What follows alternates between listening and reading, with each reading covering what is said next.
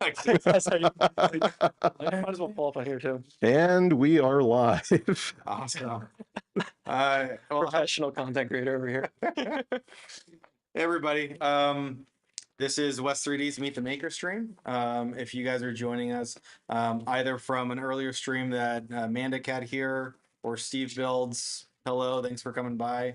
If you guys haven't seen this stream before, it's a podcast that we do every once in a while where we try to connect with people in the community and ask the questions that we have, and also give you a question to learn a little bit about the makers that maybe you watch, look up to, or have projects that you're following. And so this edition we have Alan Mandic here from MandicReally, and then also your live stream is it Mandic Makes Mandic Labs. Mandic Labs, which had a stream today that I watched. It was great. Yep. And yeah, if you followed any of his stuff, he does a lot of really great content centered around 3D printing.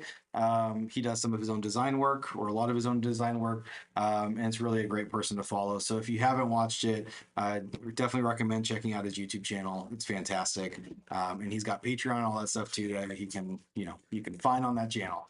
So yeah, are we good with audio and stuff, Alan? We will be. Okay. Hopefully you guys heard all that. Yeah. We usually start here, and thanks Thunder Keys for letting us know. We usually start here with just some introductions. We will let you start, and then I will let our team introduce ourselves as well. All right. I am Alan MandicReally Mandic, which is really my name, which is why the channel is called MandicReally. Fun fact for you. Yeah, I call myself a mad scientist maker, fabricator, content creator by day. And that is it. I make YouTube videos, and that is all I do anymore. So. That's awesome. I'm Daniel McKay. I'm the owner of West 3D.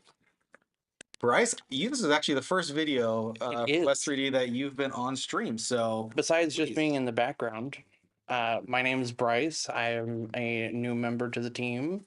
Have been a long-time fanboy of the warehouse, and still feels like a kid in the candy store every time I come in. We have Alan that I don't think you can hear. No, they can hear me. Oh, cool. Yeah, mic and everything. It's only Jeremy can't see me. Yeah, I'm Alan. I'm the media manager. Aside from all kinds of things here at the shop, I do things like set up these insane live things. Which you can't see, but yeah, there's a whole setup we have in front. It looks like I'm in a real studio, and that's not what I'm used to. Yeah, after we get done with this, I'm going to put up the behind the scenes quick walkthrough, because there's a fair amount of stuff going on. Yeah, cool. Yeah, I was telling my wife it's like a little bit more pressure this time because I actually have like people around, and I can't just pretend I have like some technical difficulties if I want to like step away. So, yeah, if you guys see me roll off the stool, it's because I'm a little died of anxiety. So I think also on here we've got Jeremy on video. Yep, Jeremy. I've been working what now, like 6 months or something like that. Customer service mostly. I've been printing parts for you for, I think, since you started in your garage. Yeah, it's been a long time. Parts. Yeah, on all these guys here. And I got a YouTube channel, Lead Marie 3D, and I make videos and do this. About it. Yeah, I think you're at. Are you on like in the row 600s more or less? The what? For printed parts on the sheet? It's a lot. So, I mean, I think it's like 600. Yeah, I think it's like 600. Yeah. Yeah, so he's done about 600 printed parts kits for us. So if you've gotten printed parts from West 3D, there's a decent chance that Jeremy's done it. I'd say you've probably done about half of like everything we've done. So again, a good chance. So, go ahead and say thank you or whatever if you like them, or, throw curse words or whatever if you don't. He's here to watch. This is your chance.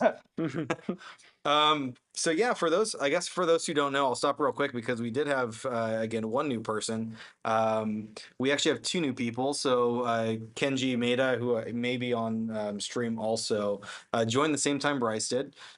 We now have 7 people at West 3D that are all paid employees. Most of them are working full-time-ish hours.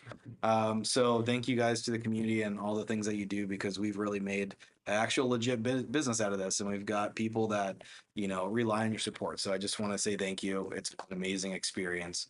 2 years in the garage, I definitely wouldn't have thought that we would be anywhere near where we are. So thank you.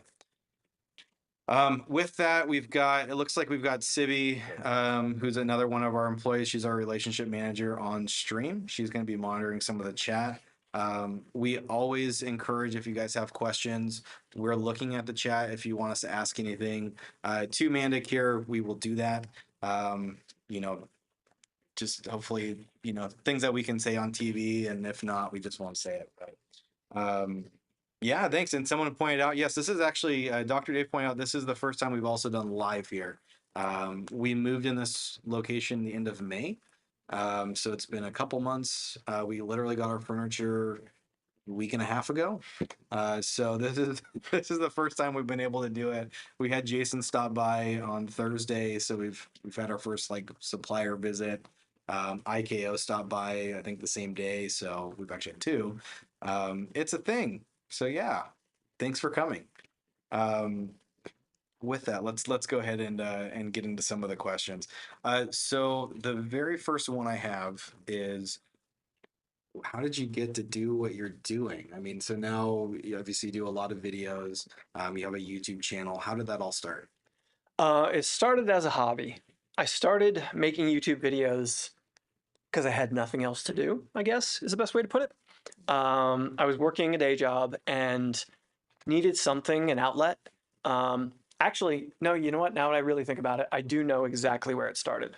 I had is that a problem for the mics if I tap the desk? I just realized. Well, it's not a problem for me, but the audience might. Audience, let me know.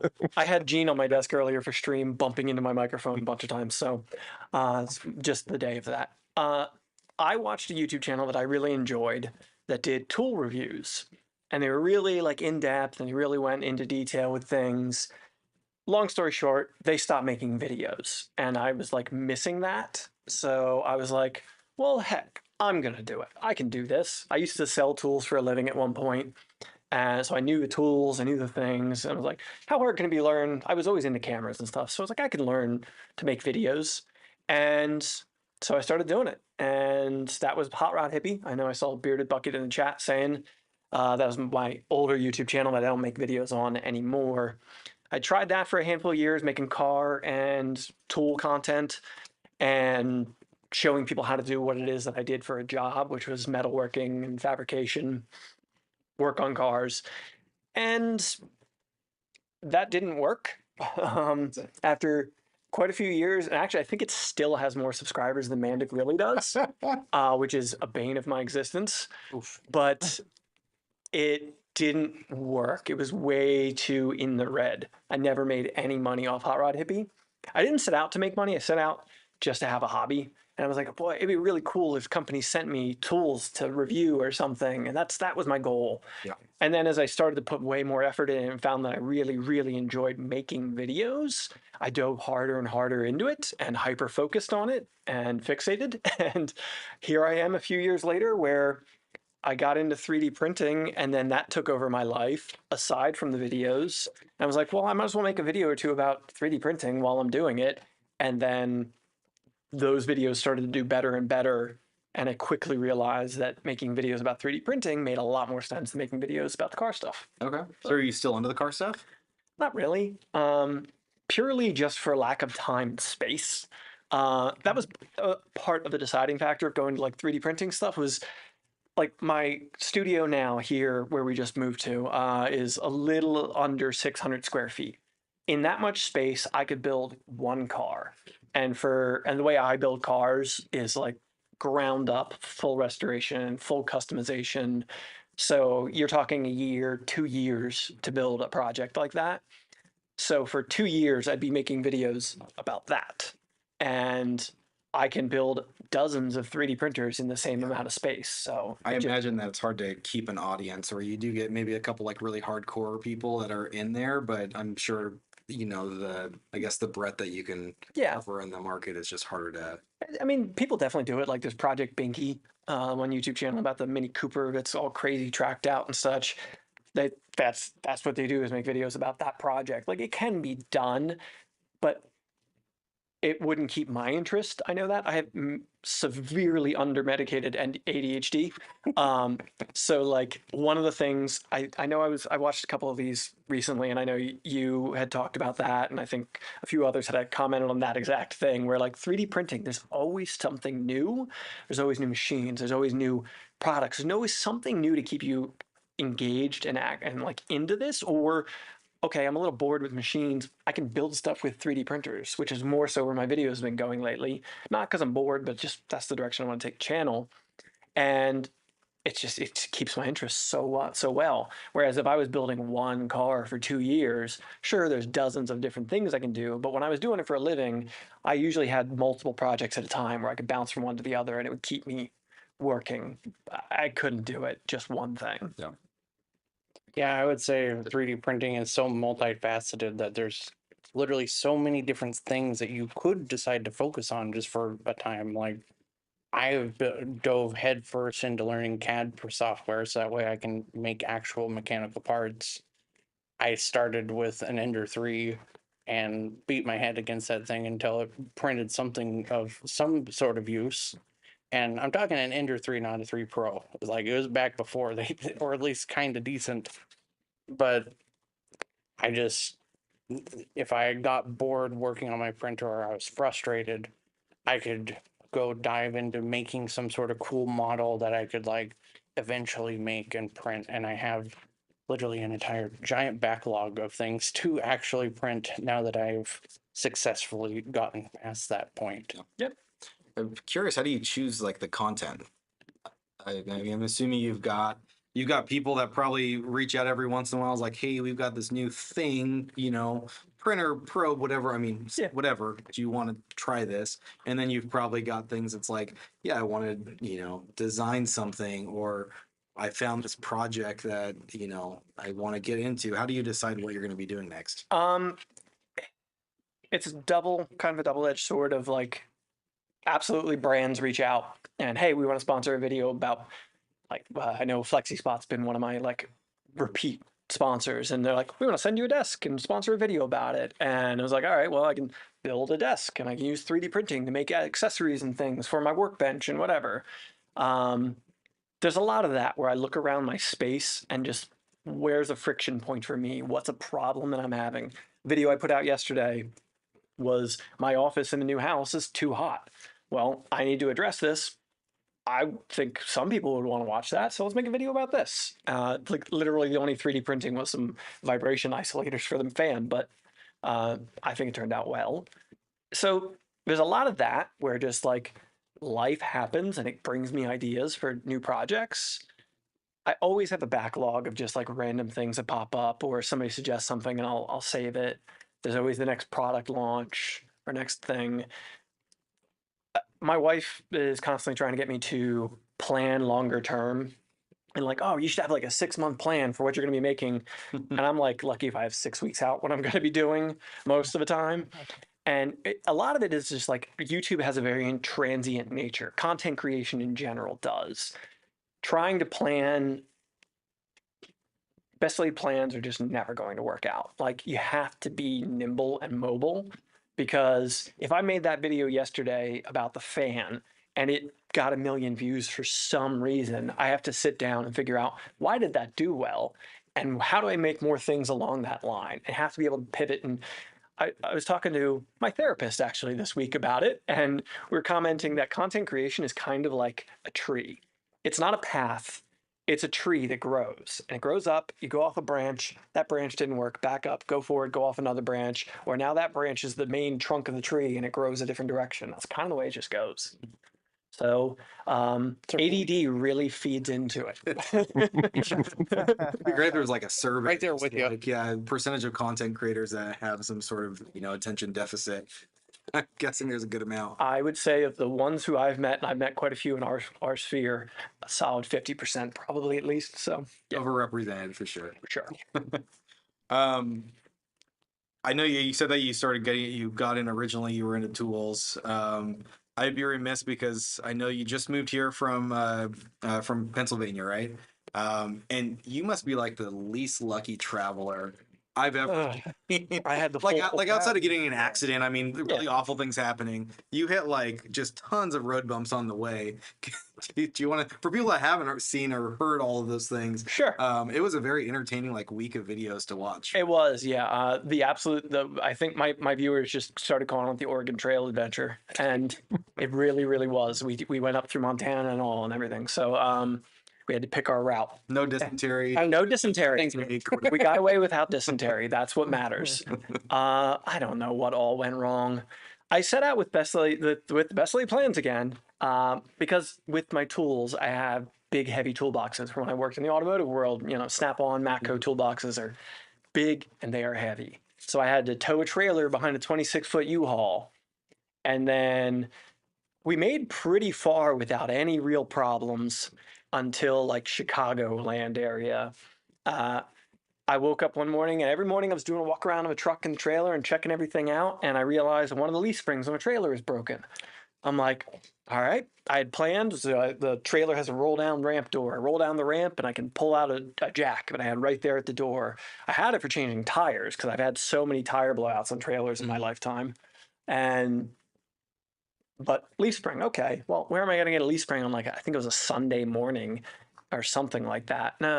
Whatever. It was, no, it was the day, it was July 5th.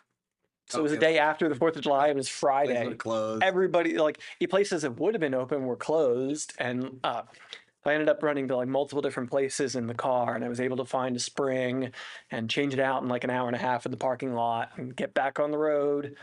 And then I forget, well, before we got to Montana, I was having a real problem with the U-Haul because they have the greatest of equipment where it was really vibrating, bucking really badly going down the road. And I was that way from Pennsylvania on. But then before we got to Montana, it was getting really bad, like really shaking me. And I was like, it felt like a drive shaft was going to fall out of a truck. So I pulled over, climbed underneath it, checked things were tight and whatever. And I realized one of the axle seals was leaking oil from the rear axle. Yeah. And I'm like, okay, I got to go over the Rocky Mountains getting there. I'm like, we paid for the insurance from U-Haul. I'm going to call them. I'm going to get this taken care of. But last thing I want to do is be halfway up a mountain and the rear axle locks up. So call them. Well, what I didn't realize, I figured they'd send a roadside person to come out and just replace a seal. Because to me, I'm like, that's an easy job. No, they don't do that. They wanted to go to a shop, which means they wanted to transfer trucks. So they sent a whole nother 26-foot box truck and then hired movers in the local area. At least they did that. I was gonna say, It was a bit of my wife is very good with customer service people. I call her my dragon, and she's the one I can hand the phone to, and she takes care of things when it comes to that stuff. And I'm sorry, how are you with your tools though? Because I mean, having like movers come in and like move your stuff. Did you have like stuff that you're like, dude, don't touch this? I'm doing it. Well, no, but I monitored them the entire time. I stood there and breathed down their neck the entire time, within reason. And it was not fun. And mind you, 26-foot box truck, that mostly had the 3D printers and the studio and our house stuff. The trailer was mostly my tools. So trailer, we just unhooked the trailer. Okay. That was fine. But then still the 3D printer. Yeah, you're like careful with it. I mean, I built crates. I did a video where I built crates for all of my 2.4 and my Trident and all these different projects. My Milo is in pieces still that I haven't finished building. And so I'm having to they were like, oh, they were about to start the Milo gantry is in a box, and like everything was labeled this side up, and they're starting to be like, well, if we turn it this way, like, no, you can't turn it that way. It has to be in the orientation. And I had to fight them the whole way with that. And the truck, when we hired movers in Philadelphia, it was really well packed. Then when they were done, by the time they were done, like we had 3 or 4 feet at the end of the 26-foot truck that was open space. Maybe a bit of exaggeration, but there's space. When they were done, it was literally me and 3 moving guys pushing our mattress in so we could slide the door down. So they weren't as efficient. They weren't as efficient. And then half the stuff we realized unpacking that a lot of stuff got damaged because they weren't efficient. I had a pile of moving blankets left over. I'm like, those were in there before. Probably wrapping stuff. And, yeah. And cushioning some. Yeah. Anyway, got it all transferred over. Got Montana. I blew one tire, and then another tire was pretty bad. It was like 5 o'clock on a Saturday or something like that. And my wife called around and she found a a tire place that stayed late, stayed open for us, and we like limped over there on. I had spare tires, but they were not good. Yeah. They were spares, and they put a couple new tires on, and we hauled it and we made our way to Portland. And I tried to get into Portland into my driveway. My driveway is a serious hill. And you hadn't actually been to the place yet, right? We'd never seen our place in person. Yeah, we rented it sight unseen, and so I was like, oh, if I hadn't seen, if I said that when I got there, I'm like, if I'd seen this driveway, I probably wouldn't have rented this place. But whatever. Didn't look as bad in pictures, of course. Couldn't get the trailer into the driveway. I had to park it on the street. Well, the next day I go out to like, give it a once over, do something. I realize another leaf spring's broken on the trailer. Oh, That's your trailer. That's my trailer. Yep. And that I own. So like, that's my problem to deal with. It was just a whole thing. It was an adventure. And I still have a couple of things to do on the trailer to fix it up. I'm just going to sell it. I bought it to move, is it? Because it was cheaper to buy one than try and rent one. And they didn't really have rentals the size that I needed anyway. So Yeah. Yeah. And yeah, I don't know. I don't know if there's differences in quality, but I've rented the U-Haul trailers like for a Murph and stuff, and they're not the nicest of trailers. they're not, well, it's just like the trucks. They're not that nice. And then also like toolboxes and whatever, they don't have good ways of tying things down in those things. Yeah. And like when you're talking about a $10,000 toolbox with just the box costs $10,000. I'm not like ratchet strapping it to the floor. I've got like E-tracks down the walls of the thing that it can be strapped to the walls, and then we screw blocks into the floor at the wheels so it can't really jostle around. Like, yeah, listen, I've done Can't do it in a U-Haul trailer. yeah, I've done enough moves with that stuff that I have a system for it. U-Haul wasn't happening. Yeah, that's something. That's an experience. Altogether, I mean, was it a major delay or did you only lose like a day kind of? We lost a day. We lost a full day of the drive. Between all of the delays, we probably lost 2 days, which we still made better time than I expected. I think it was 5 days total to get out here. Granted, the last day we cannonballed it. We'd been staying in motels all along the way, and Ruby and I were just like, we're done with this. We took like a 2-hour cat nap in a Montana rest stop, and just from Montana straight into Portland. Before that, did you do any like stops, see any sites or anything like that? Or No, pretty much. we had all of our animals with us. oh, Okay. And so I would have loved to have like stopped off somewhere and visited folks or done shop tour videos or something along the way. I couldn't put them through that. They were having a hard enough time with riding in the car or the truck and whatever. So yeah. Can I ask what animals do you have? It seems like streamers, also at least 3D printing streamers, all have animals. They have sidekicks. Yeah. I've got 4 animals, a dog, and 3 cats. awesome. Gene is my sidekick. It's my mascot. Gene is the main one, and I'm actually not going to tell you names of the rest of them because that's one of my trivia questions. Oh, I probably gave away too much. Sort of thing. pet protection or okay. That's fair. I've asked all the questions. Jeremy or Bryce or Alan, Civi, you can type it. If you guys have any questions, I'll let you guys go. What brought you to move to Oregon besides just wanting to hang out with all this cool West City folk? I mean, what yeah. actually brought- We were the draw. Yeah, Of course. of course. My father-in-law lives here, and he's getting up in years. So my wife wanted to spend more time with him while she had the chance. She was starting to realize, she came out to visit him and realized that she was going to regret it if she didn't spend more time with him. And when she came to me and asked me about moving here, I'm like, well, I can do my job from anywhere. I'd be the worst husband to say no. It was still like, because my business, if you look at my video releases over the last couple of months, there's only been a couple of them because so much time has gone into this. And now I have to rebuild my studio after I just got done with getting it to where I really liked it in Philadelphia. But I've considered moving to Portland plenty of times. I lived in Austin, Texas, close to 15 years ago.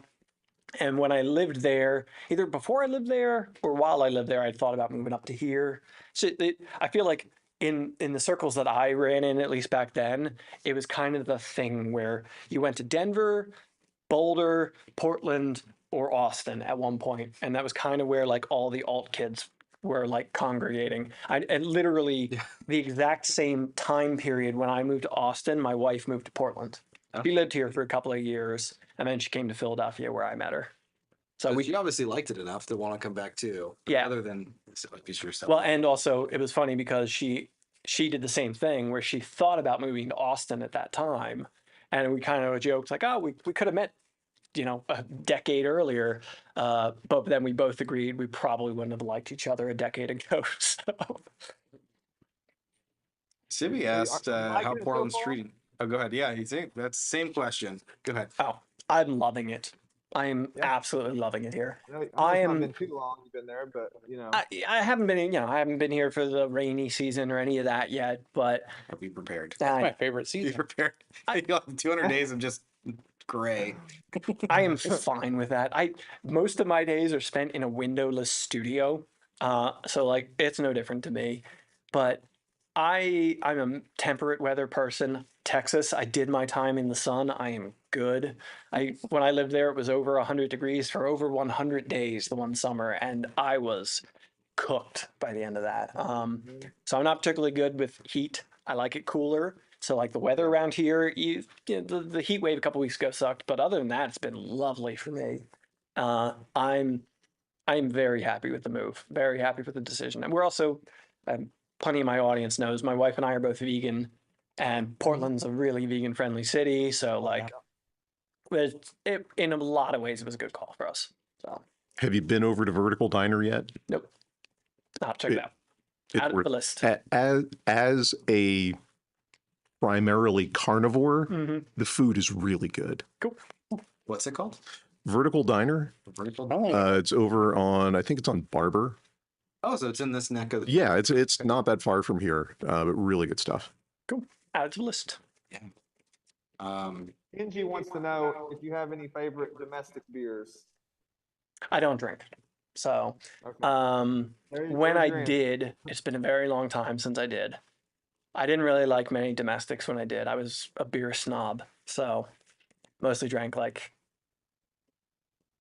a Vorsteiner or There's like Belgian styles. Belgian styles and like German stuff. Yeah, so I was more of a stout and like a dark ale kind of person. But yeah, I'm definitely a wimp. I go for cider. I just want to enjoy the drink and then maybe one. Like, I'm never trying to get drunk or anything like that. Oh. I just enjoy the flavor. that was my favorite. Smittix. Smittix was my favorite back then. I don't know if I ever tried it. Yeah. Gosh. But I used to get, you reminded me of that because I would get Smittix and cider. And Nice. I quite liked that back then. But that's quite in my past. So Well, to digress, I saw a Kickstarter today of like a beer brewery kit Mm. that's like an all-in-one machine. So you put all the ingredients in, and it does all the fermentation and stuff, but all contained in like a little gallon-sized keg thing. I'm totally getting it. I have struck out on like every single Kickstarter I've ever done. I hope this is the one that actually like pays out. Let me know when you find one for Nitro Cold Brew. Oh. That's. I Yeah, love my- so my cold. they say it's for other things. I mean, like kombucha and stuff like that. I mean, it's for anything else that needs to be like fermented, really. Ciders, it will do. Probably not nitro. That's good stuff too. Do you like coffee? I love coffee. But it doesn't agree with me so much. Stupidest thing, my audience definitely knows I drink a lot of Monster. I've, Yeah, I drink a lot of Monster. I really actually only drink like one a day, but I drink one a day.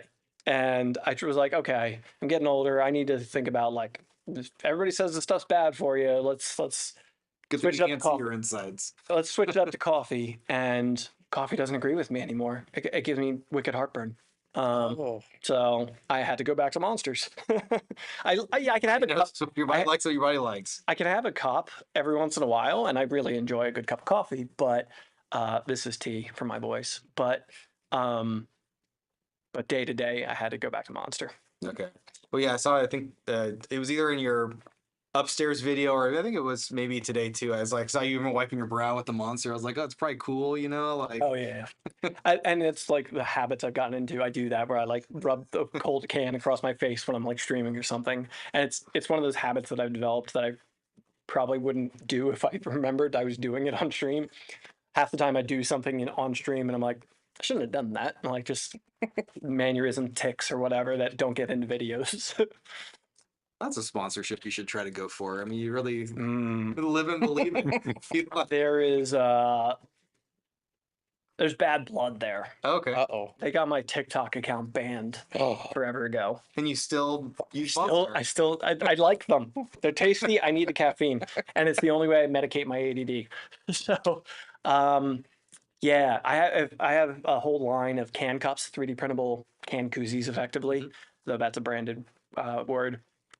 I have a whole line of those, and the very first one was the Kyle cup, I called it, and it was monsters, and it was a monster. It was a can cup that had the monster logo in it, and because it had their trademark logo on it, they came after me on TikTok for some reason. They never went after the TikTok shop or no. This was Just- years just- before that okay. existed. Just the videos existing.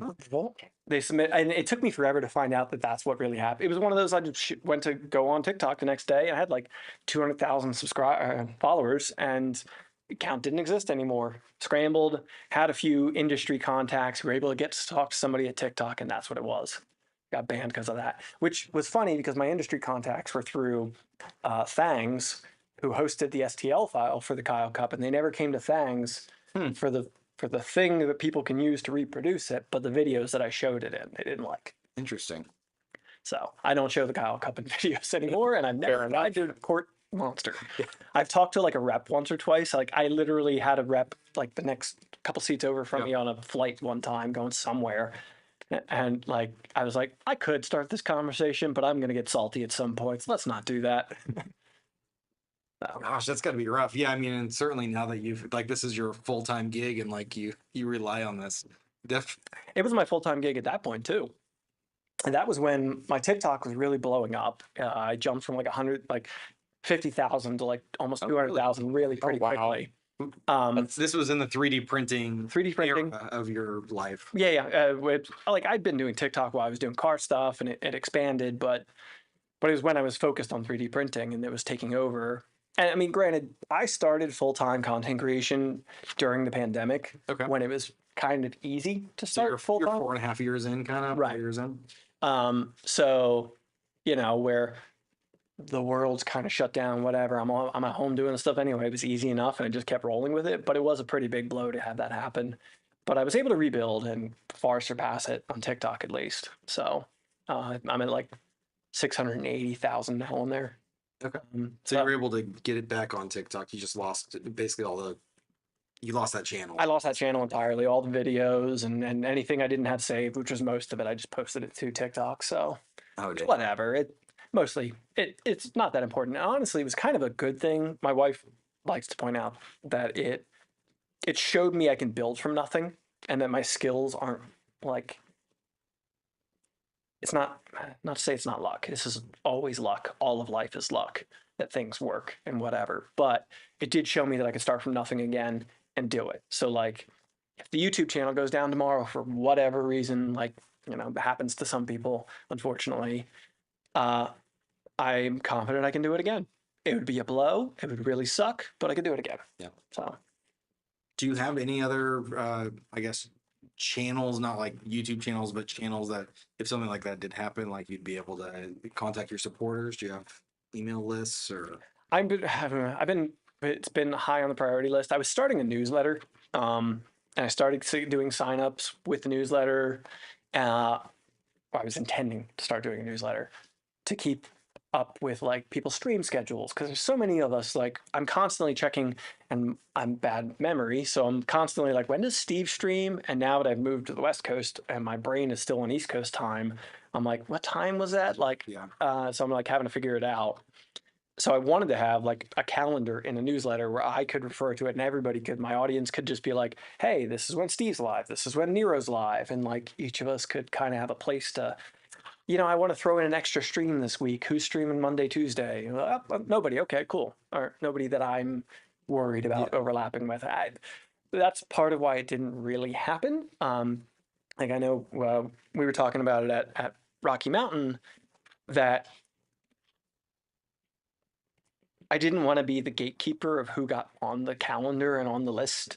Like I didn't want somebody who had like 10 subscribers being like, I'm doing a stream. I need to be on this calendar and get mad at me if I'm like, hey, you don't make the cut to get onto this. Because everybody starts somewhere. And it's not to say that they're doing bad work, but I'm like, do I only prioritize my creator friends? Do I only prioritize people who have 10,000 subscribers, which I don't even on Mandic Labs? So it's like, I don't know. I couldn't come up with a good way to do it, so I didn't do it. All that to say, I need to do that. My Ruby, my wife, is always telling me to take ownership of my stuff, get people to my website, get people signed up to my newsletter. So in the event that something like that happens, I have an avenue. I've started a Discord channel now. If you check my most recent stream on Mandic Labs, there's a link in there. So I'm starting to figure it out. See, that's what I was actually about to offer. Is like a Discord would probably be a really good option for that. Yeah, and the Discord started with like, especially because I've been streaming a lot more. A lot of people were like, YouTube is bad about giving me notifications, and more than one person mentioned Discord's a lot better. Oh yeah.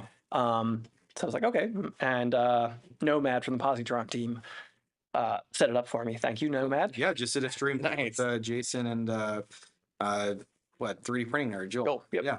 I was supposed to sneak into that. I was heading up to Seattle and I was going to sneak in, and I was on the road for over an hour and I didn't get out of Portland. I feel like your name came up sometime during that stream. So did they know that you were supposed to be there? They knew I was supposed to Okay. be there. Yeah, they knew I was They supposed might to be have there. thrown you under the bus at one point. I don't know. I didn't watch it. When I was like, well, I'm not going to make it. I'm just going to go back to work. But I definitely told them. They probably just said something about how I didn't make it or whatever. But yeah. No, I'm sure you'll run into Joel at some point. He likes to hang out at Protopasta a lot. Yeah. I actually filmed a video for him quite recently. The Form Labs 3D printed football. Oh yeah. I actually was the person who filmed that. Oh really? Oh cool. Like one of the people behind the camera, the main camera on that one. So Joel's a good friend. He's a very, very excellent human being. I love Joel. So we'll definitely be seeing him a lot more. Mm-hmm. And, the whole move thing, like I had you folks out here, which was a factor. Protopasta, LTT's up in Vancouver, Joel's in Seattle.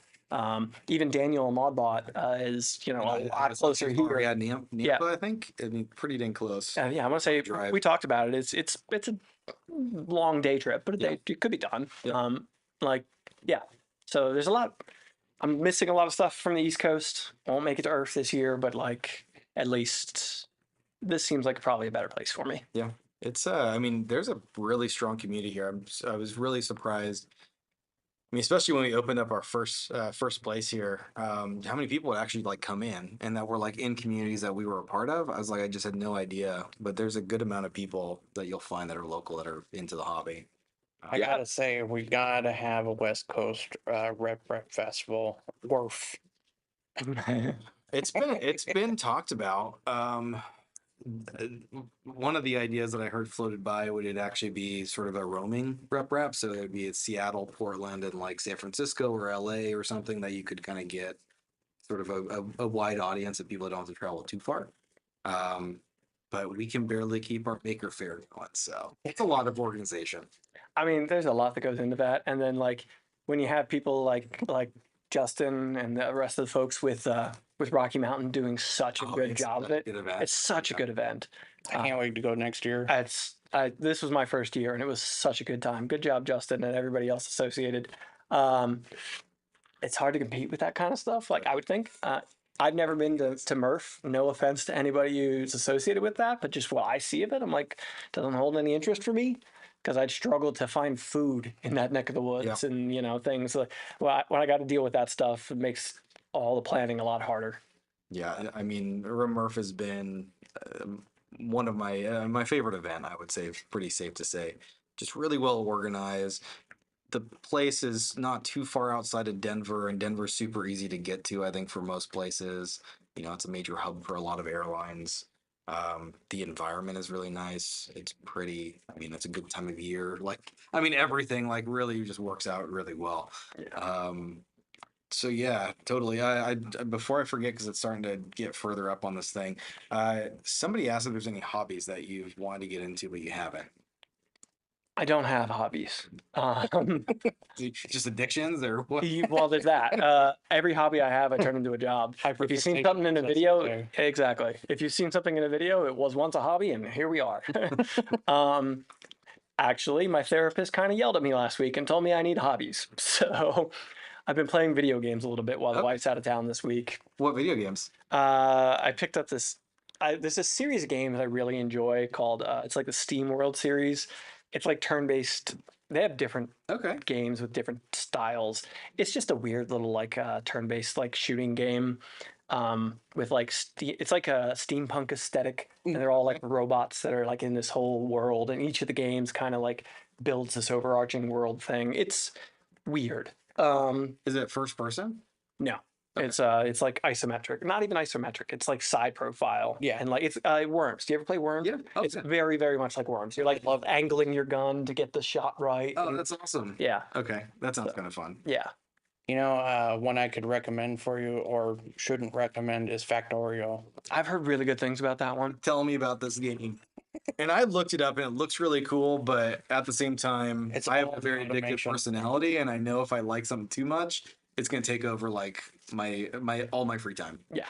I mean, that's like I used to stream on Twitch a little bit, and I was like, I forget what I played a couple different games. I mean, I picked up Cyberpunk 2077 when that came out. Oof. And then from there on, that was my stream. And I'm like, it's kind of boring for other people, but I'm having fun. I was gonna say it's a good game now.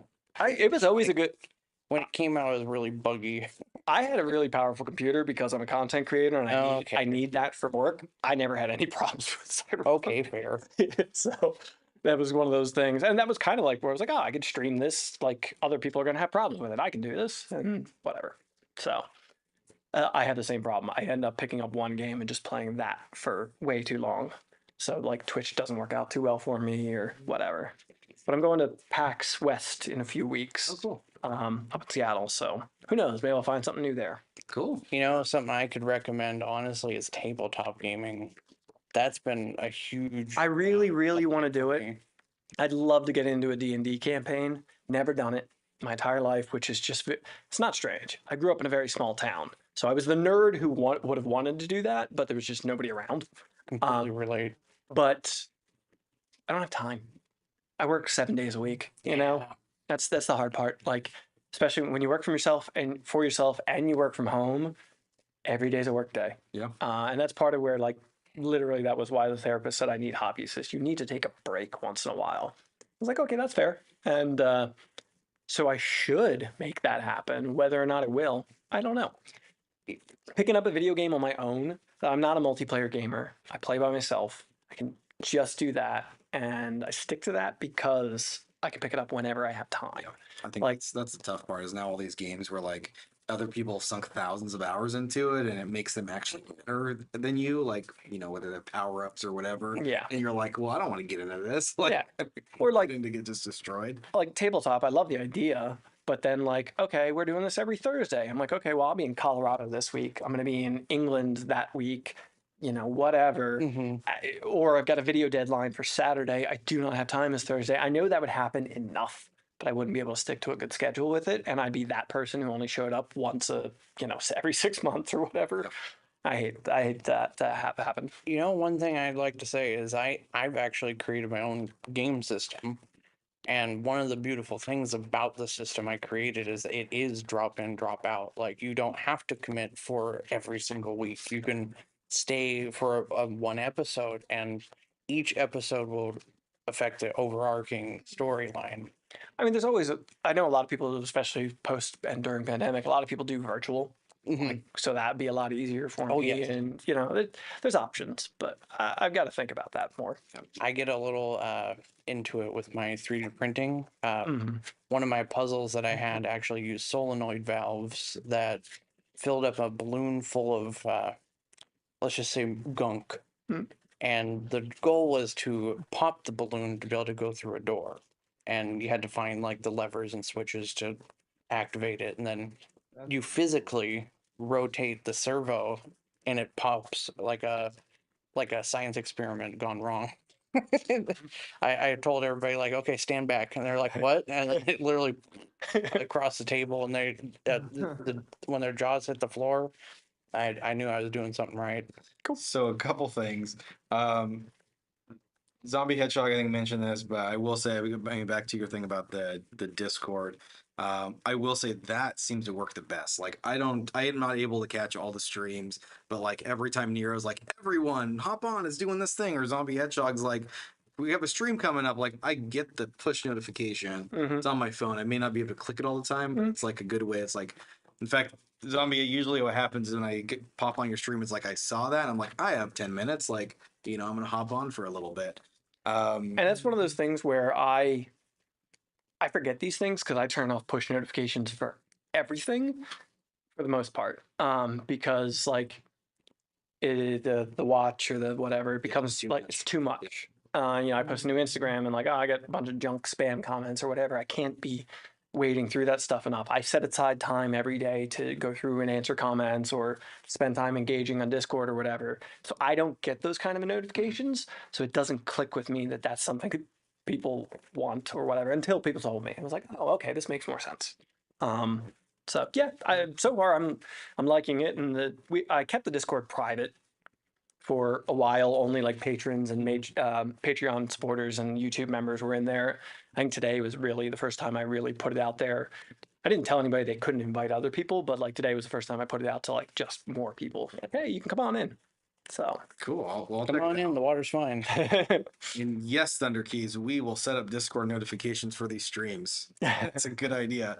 And Zombie mentioned that when you get your Discord all up and stuff, you guys can have game nights on the Discord. Oh, that's a good idea. That would be a fun stream, not gonna lie. Yeah. Like, say if we got all, like, say Steve, we could get Mandic, we could get Joel. Gotta be a ridiculous game though. Oh, You gotta yeah. find something that is like, I pie like in the to face kind of game. I like to crank it to 13 if I can. It could be fun to do like a little like just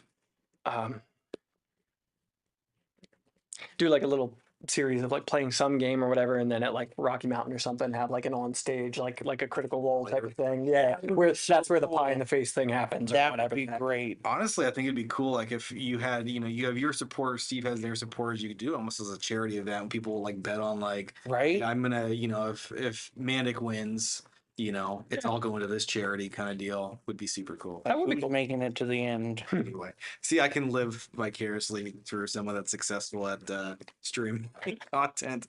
But one question is, because I know, as you're doing stuff, sort of for yourself, this is your full-time gig. You are reliant on the success that you have, with your channel and your sponsorships and whatever else gets you the revenue from your work. How do you keep that going and that drive? Like, is there, 'cause I'm assuming that's not the only motivation. You have something that, keeps you, I'm going to post a stream, or I'm going to do this video, or I'm going to plan out the next 6 weeks or whatever. How do you do that? Or what do you do? I love what I do. I truly love my job. I make significantly less money than I did at my last day job, but I love what I do. It's a constant stressor and a constant like having to keep sponsors happy, trying to bring in more money. Like, don't get me wrong, I'm trying to make money. Yeah, totally. But it's not, I don't really care about the money. It's money doesn't buy happiness, but it sure does relieve stress. It's a good way to put it. So I just want enough to support what it is that I do and my family, and pay the bills. So really the drive for me is that I love what I do. So like You just want to. I want like to. when you say you don't have any time. You get off and you're doing things, but you're always thinking about like, what other work can I be doing and setting up for. I very much have a mind that never ever stops, and there's always the next project, the next idea, the next project I'd like to do, the next way to achieve something, or hey, I know I've got this project, studio project coming up where I would need to build this thing. How do I want to do that? And like pre-plan and design it in my head before I ever get there, or put it to paper. And so I don't lack for motivation. I lack for time to apply it. That's probably the best way I could put it. How many hours do you think you pump into it? If you were to average them out, like over, Per video or per just like Just- in a work week? just for your job, stuff you do over a year, like, how many hours per week do you think that would end up being?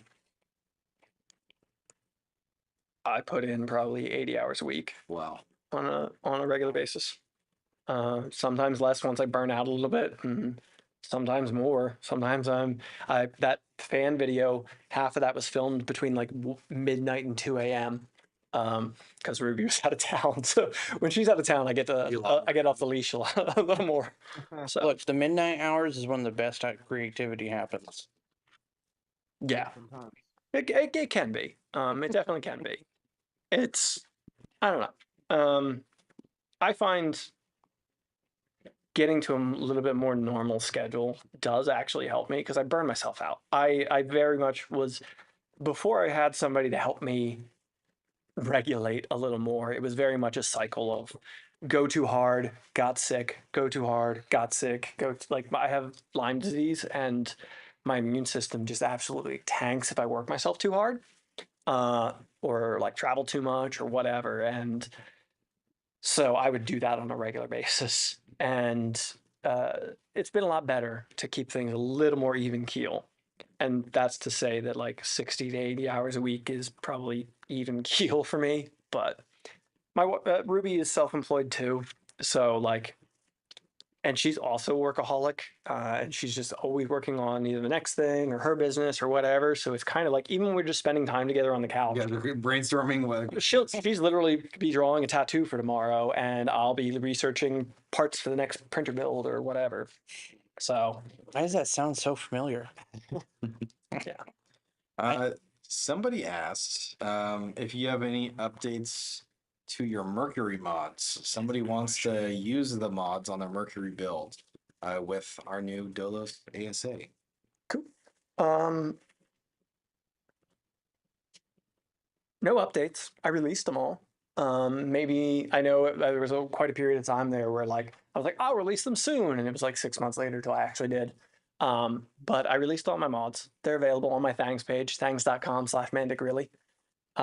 Free, open source, all that, as they should be. And so yeah, they're all there. I haven't updated them. I haven't revisited the project to know. Like, don't get me wrong. There might have been Zero G might have updated some stuff, and maybe some of my stuff's out of date. Most of mine were ancillary mods that shouldn't really affect the core motion system or whatever. So they're there. Cool. I do intend to revisit that project, and I'll probably update some things then, but that'll be probably a couple months from now. So I gotta ask, it'd be really fun to work on my Mercury with you. Like, I bring my Mercury, we can both work on ours and get them up and running. yeah, maybe when I get back to that. Yeah, That'd be up. fun. We can talk about it. Yeah. Yeah, because you have a Mercury. Oh yeah, Yeah. I love that thing. It's in our West Green and the Uber ABS purple, just Cool. because Joker themed or Oh, yeah. just okay. Cool. that's fun. got my Zols on there. Eventually going to have all 4 of them on there, and Oh, cool. I'm gonna rename it to Hydra. Sweet. I bought a Ender 5 Plus just to do that, and then I ended up giving away the Ender 5 Plus because it's there's no shortage of projects that you want to do. Mhm. And so after 6 months, there's somebody that I could use. It's like, well, you go like, Yeah, I mean, really, that's where part of where streaming started for me was like there was no end of projects I wanted to do and no time I had to do them. So I'm like, well, if I carve out time, here's another one. I started the channel. I created it. I was like, I'm gonna do this. I'm gonna stream on the second channel, Mandic Labs, and I'll do streams there. And when I mentioned it to Ruby, she's like, you don't need to be splitting your focus. You need to focus on your business and take a break. That's what you need to do. And I was like, well, it's a hobby. I love this stuff. So like streaming's a hobby. It's not part of the business necessarily. And then streaming started to do really well. And I was like, oh, It's the business. It's the business. That's But unreal. when things slowed down for the move, it was actually really well timed that when things slowed down for the move and I wasn't able to take sponsors as much, YouTube channel memberships started to grow and the streaming channel was going pretty well. So it kind of like supplemented and balanced things. And she ended up being like, okay, this actually was a good call. So, You know, I have a question. So I have rheumatoid arthritis, and you just told us that you have Lyme disease. How do you manage not going essentially too extra on a build or overdoing it and then putting yourself into that downward spiral? Or Is do it you? just magic? I haven't figured that out yet. Or you just I'll let you know. I don't know. You know how I do it? I have a partner who doesn't let me do it. know. My wife is my self-control regulation probably, and more than she probably would like to be, and that really helps a lot. And I always, like I said, she's out of town, so I've been like going a little harder this week or whatever. But that's mostly just because I'm trying to get the new studio going and whatever. And I'm really stressed right now about like the downtime and like having to get things ramped back up. And like, so I just was like, I need this kick in the butt to get going. But really, she's my rock, and she's the one that kind of keeps me grounded and ties my hot air balloon of a self down a little bit. So yeah, I can. great. I could literally completely relate. My wife is the exact same way. Really just Yeah, I know. Like, I am very, I would say, hard-headed, and I'm like, no, I can totally do this, and then I'll spend like 12 hours on it, and I'm like, where did that time go, and why do I hurt suddenly? my thing is definitely this is only going to take 2 hours, and then it's 4 a.m. when I started at noon, and I'm like, oh, okay, yeah. So Question. What have you had any projects or I guess printers or whatever that you've done you just like want to throw out the window like when you when you got into it you're like this thing sucks. I wish I didn't start working on this. printer project or just a project in general? Well, from your time streaming, let's say. Streaming? No. Oh, No. Well, I'm surprised there's nothing even like this is absolute garbage. Like I just it's the one that caught me out the most so far in streaming was my Cookie CAD V0 build. Because like halfway through, I realized that it would have been way, way, way, way better with a white frame. And it was like starting from LDO kit with black extrusions and whatever. okay. And I got together with DLL PDF Yeah. and got a white frame from them. And it was right before Rocky Mountain. I wanted to take it to Rocky Mountain. And so they, yeah, exactly. And so they rushed me a frame so I could get it ready for Rocky Mountain. That's nice. But I was unaware their 1515 extrusions are different. Oh yeah. Oh God, I beat my head. Yes. I've never cursed more on stream messing with that. Once I learned, like, and part of it was I told them at Rocky Mountain, like, that apparently they have a tool that makes it way easier to put the nuts in and like to line them up because their extrusions are their V slots are a little deeper, so M3 nuts to spin. So you have to use long nuts. I'm literally running into that with my mic. Oh, he's using a mic. he's Yes. using a yellow frame. You have to use the longer like Like an M10, no M310. exactly. You have to use Okay. the longer like slot ones, and then they don't sit flat. They sit kind of crooked in the extrusion. So when you try and start a screw in them, it doesn't work. But they have a printed tool that you can slip underneath of it, and it sits it flat, and it puts it up to the top so you can start the threads. I need to find that. It's on their website, but it's not linked. I told them at the show, I was like, any frame you sell that has those extrusions, you need to have that in the product listing. Here's the STL for this. Hey, I didn't Bert or Alex, if you're on the stream or if anybody wants to send them a Discord ping, tell them to reach out on our channel or whatever and link those. That'd be great. Yeah, Like I would love one. once of I those. found that out, it went so much smoother. And it was absolutely the right call. Like, Oh, they're beautiful. It's beautiful. It's beautiful. It made the build. And nobody else had that. Like they made that thing come together. It was awesome, and it was totally worth it. But that was definitely the worst. Didn't want to throw it out. Definitely wanted to smack my own head against the wall a little bit. So Right there with you. I was tightening down my X rail, and I was like, okay, it's snug. And then I'd get a little too overzealous, and it would just start spinning, and then it start shaking. I'm like, no, come on now. So I have a question for you. all right. In my opinion, your recorded content has the highest production value that I've seen within the space. Mhm. To the point that I'm really trying to rip off a bunch of your stuff. Um, how much time do you put into the production, would you say? Too much. Too much. But 50+% of the project time is in production, or a lot of time in editing, a lot of time in thinking about shots and setting up equipment so I can get the slider to get me the shots to like get the angles and whatever the heck I need, adjust and set up lighting and all of that. I would say a video averages dedicated to that video, an average is minimum 40 hours per video. And 50% of that time, if not more, is setting up the camera. Because you film something, it takes 2 to 4 times as long to do. Because especially like cutting a piece of plywood.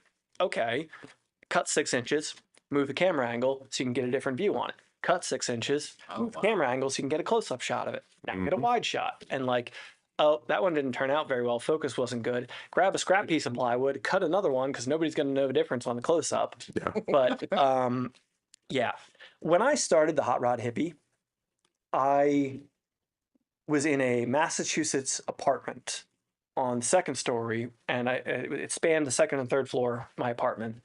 And I used a bedroom on the third story to film my videos in. And I knew I was never going to build a car in there, but I pushed it as much as I could, doing like sheet metal projects and whatever in that space, but I can only do so much. I knew I needed to stand out. And when had other YouTube channels that were like, these big hot rod shops who just hired somebody to film videos for them or whatever, they had a big leg up in that respect. So I was like, well, I can at least bring production value to things. And I was like, I love cameras. I love video production. I love the tech side of it. So I just focused on making better quality videos, and it paid off. Like I'd go to SEMA or whatever, and I'd walk into a booth, and I only had 20,000 subscribers at the time, but somebody from X company knew who I was because they'd seen my videos. Like the marketing person in that business, not the anybody.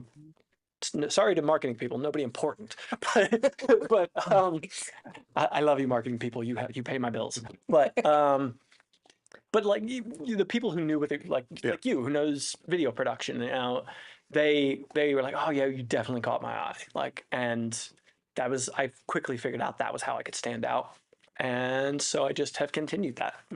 And then by the time I got to MandicReally, I had all that under my belt, so like it kind of just started off that way. If you look at my very first YouTube videos on Hot Rod Hippie, they are not good. I gotta say that your most recent video, you had some stunning shots in that house with you up on the. Oh yeah, where you and then can like you the freeze split on shot. the bottom floor and you Yeah, that was appear on the great. top, yeah. Well done. Thank you. I mean, I try to keep it interesting and fun. I'm very, by nature, a monotone and like subdued person, so I have to really push myself. Sometimes I push a little too hard, personality wise, and so like I try and inject as much of that as I can. And then I always end up talking way too much about tech and like specs and whatever. So I have to balance it. Completely relate to that. I sometimes just don't know when to quiet myself. Happens. I start rambling. How much of the I'm guessing you also have to do things like I mean, when you do videos, are you also sometimes having to take multiple takes of what you were trying to say because you're like, oh, I messed that thing up and Oh, hundreds of that thing's times. off, so you say the same thing 3 or 4 times before you're like, this is a good one. Yeah, I've adopted there's a few factors to it, but I usually, if you see me say a sentence, I probably said that sentence 10 times that day. I don't script my videos at all. The most I will script is sponsor spots sometimes, And those are pre-recorded. I assume that you just like cut a scene in. No, no, I usually pretty much all of them are one-off. Unfortunately, like everybody I work with wants one-off. I wish I see some people, some YouTubers. I know it was one YouTuber. She's moved like studio like 4 times, and she still uses an ad spot for like Squarespace from like 4 studios ago. And I'm like, I wish I could get away with that. Um, it's more so just I need to hit talking points for ads. You know, a lot of them they give you a creative brief. You have to talk about these key things. You're allowed to do whatever you want around that, but we need you to hit these points. And for me to do that, I need to script that stuff. I might have my intros because the hook, getting into a video and catching people and getting them to, you know, every YouTube video has a graph that tapers down off the start where people start watching and like, nah, and click away. So you got to hook them in. I might script that a little bit, but beyond that, everything is just stream of consciousness. So I'll say a sentence, I flubbed it, say a sentence again, and when I hit it the second time, I'm like, I don't like the wording of that, so I'll do it again with different wording.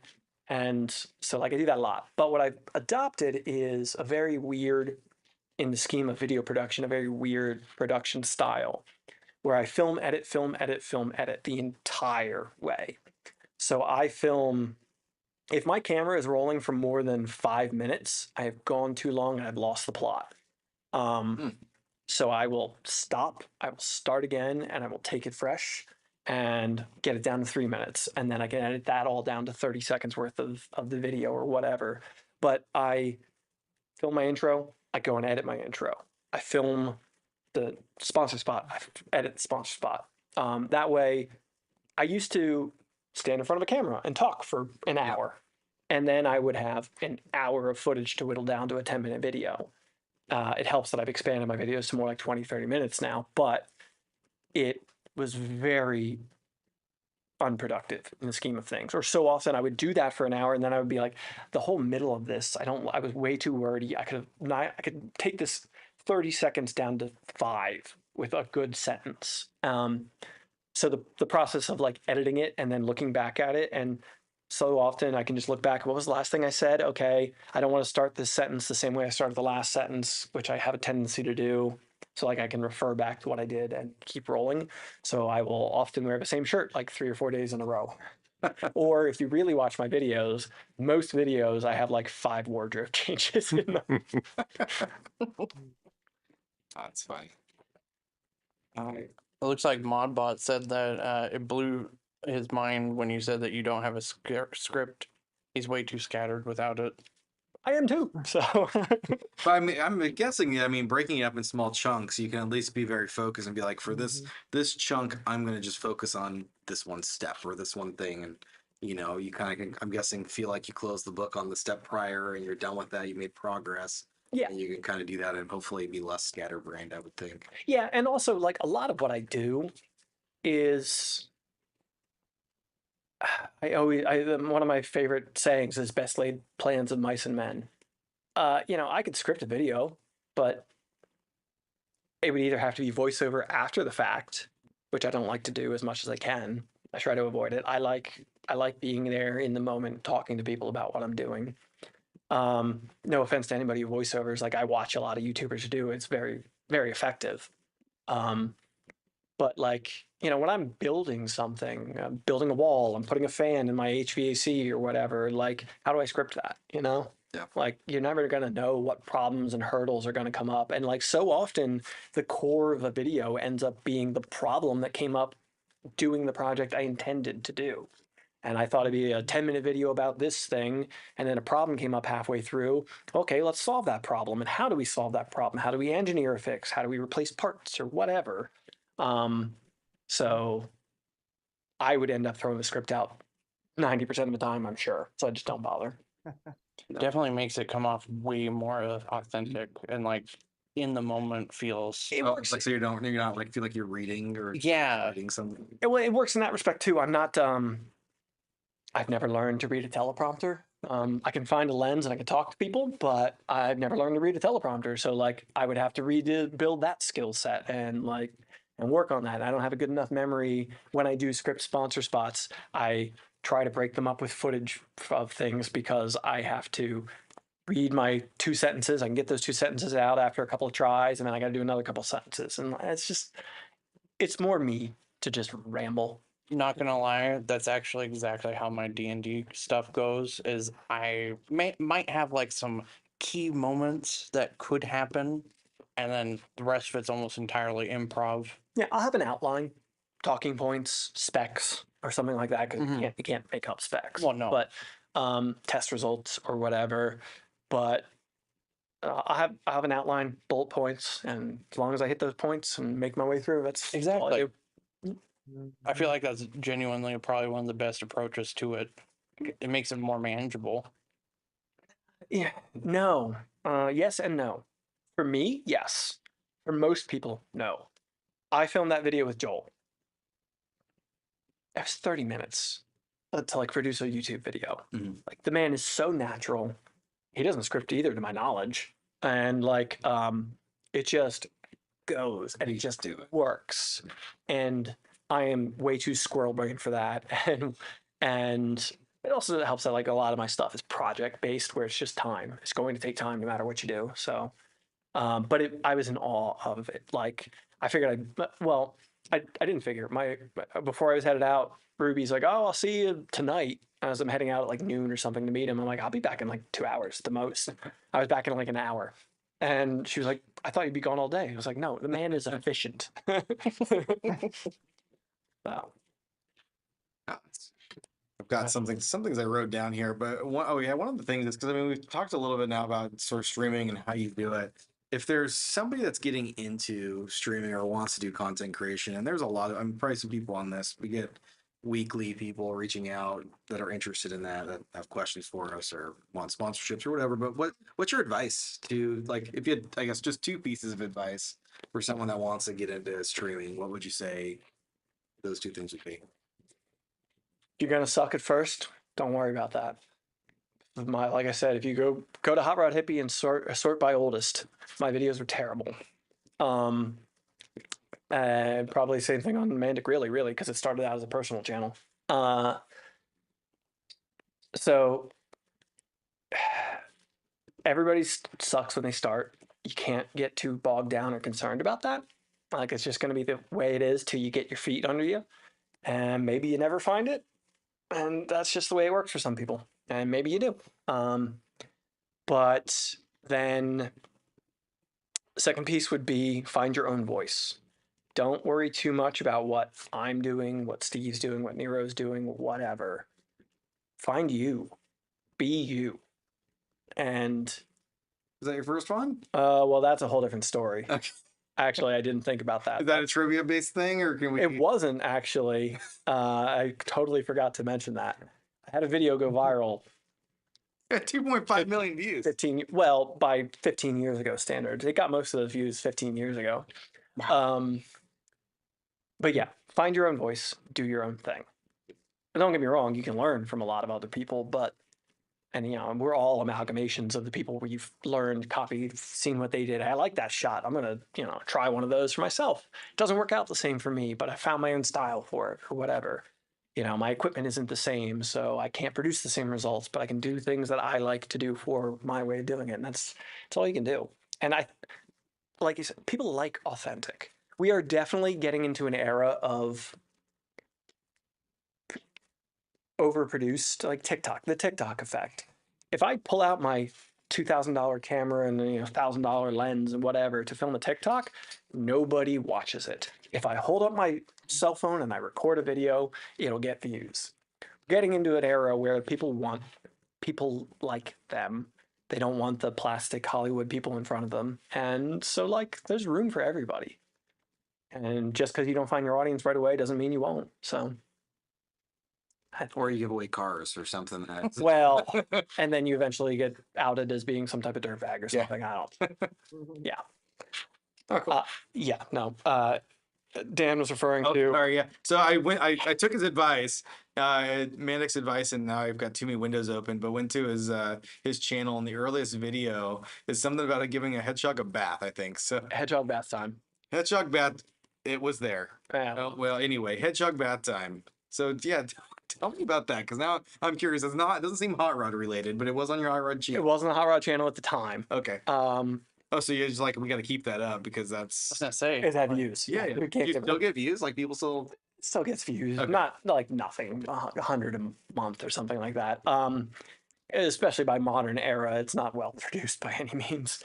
Hedgehog bath time. I had pet hedgehogs. Oh, I've had a couple of pet hedgehogs, and I had to give my hedgehogs a bath. There it are. And my friends would ask, how does one give a hedgehog a bath? So finally, one day, I set up a camera and I filmed myself giving my hedgehog a bath.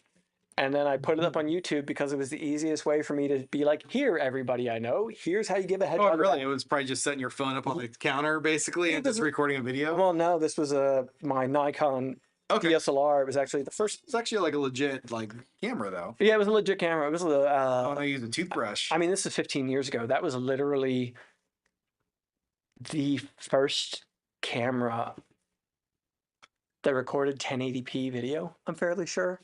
Like most cameras didn't record video in that era. This one just happened to. Yeah, and like it's fixed focus, like too, not- right? well, That's not part of the bath time. well, that it gets freaked out from the bass. Like, Okay, so you know, you're trying to calm it down by okay. I would nuzzle my nose against its Yeah. nose and wiggle it, and then I'm like heavily tattooed, and like at some point you can see my tongue is split, or you can see through my stretched nose at the time, or whatever. And Cute though. so like it just people were like, some people watching are like, why is there a thing of salt in your medicine cabinet? That's so weird, or whatever. The tough looking guy with badass tattoos cuddle with his hedgehog. So it had like 40 views for like a year, and then all of a sudden it just was going. And like when I lived in Austin, I was actually I became a YouTube partner, like part of the partner program. Yep. When in that era you had to be invited. It wasn't like you hit a threshold and like and you Oh, could get really? in. Okay. They had to. You got invited, and I got invited solely off of that video. Really? So did you? I mean, did you get? Were you able to monetize that Yeah. like while it was still popular, Well, or did they wait till after? They're like, hey, make another one. I screwed up. They reached out at like 100,000 views. Oh. And I was like, I don't like watching ads on YouTube. I don't want ads on my video. And then when it hit like 500,000 views, I'm like, I am an idiot and I'm missing out on a lot of money. And so I did then. And then for like 6 months to a year, it like paid my electric bill in my apartment or something like that. Hey, And it was, and when I lived in Austin, I was broke. So it was a really, one of my biggest regrets in life is not, it is and it isn't.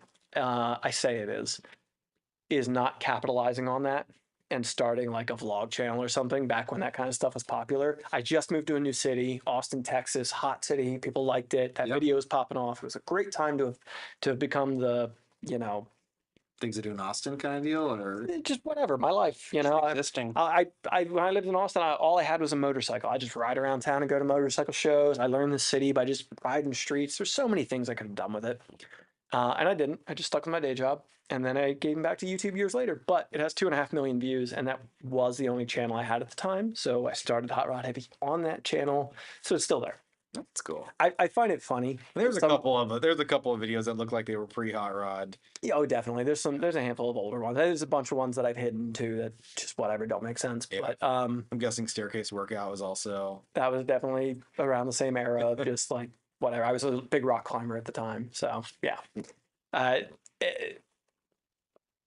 It was just weird and just a thing. I leave them there specifically for these moments of somebody being like, I'm going to sort by oldest and goes, and you find the gems sometimes. I mean, that's great though. I think that by itself is inspiration. I mean, you look at some of these and they're probably like, you've got a couple that just have a couple hundred views or like, so you probably found stuff that worked and stuff that didn't work. And I mean, if you look at MandicReally, the oldest videos on MandicReally became my personal channel where I posted that kind of stuff I couldn't post anymore because I was doing Hot Rod Hippie. I was making a real effort at that. So like, well, I still want somewhere to post the dumb stuff. And so like, there's some like vlog. I started out as like a vlog channel and a game streaming channel where it's not game streaming, but like a, what do they call it? Like play with me or Let's whatever. play? Let's play. That's There we go. like a let's play channel. So like I played a couple video games on there and such. And I would just like make a video once in a while on there. And then when 3D printing stuff started taking off. I'm like, well, it doesn't fit on Hot Rod Hippie. Let's put it here. Here we are. So again, there's a bunch of videos on that where I leave them as kind of Easter eggs of the old time. All right, can I ask why you? I mean, so you have Mandic Labs, which is the I guess I'm guessing it's a newer channel. Much newer channel, yeah. Why did you split from MandicReally? A couple of reasons. One, I saw a mod bot do it, and peer pressure is a real thing. Modbots watching the stream. Yeah. No, but really, I definitely talked to Daniel about the idea because more than one person kind of like tried to talk me out of starting a second channel. They're like, why would you split your audience? Why would you do that? With MandicReally, I really want to start doing more projects and more things that I just find interesting. We're building things with 3D printing and not necessarily like getting bogged down in the specs of 3D printers so much, but I still love that stuff. And it was basically, if this is going to be a long-term thing that I do for a living and continue to do for a living, I need to think about the concept of like, to me, the biggest person in our sphere is probably Angus, Maker's Muse. I think he's a little over 1 million subscribers. But if you look in the scheme of YouTube, it's not that many subscribers. My son, who's 8, is like, follows all these like Mr. Beast and all these things. He's like, that'd be like nothing. He's like, it's like 3D printing is I love the community. I love 3D printing. I love everything about it.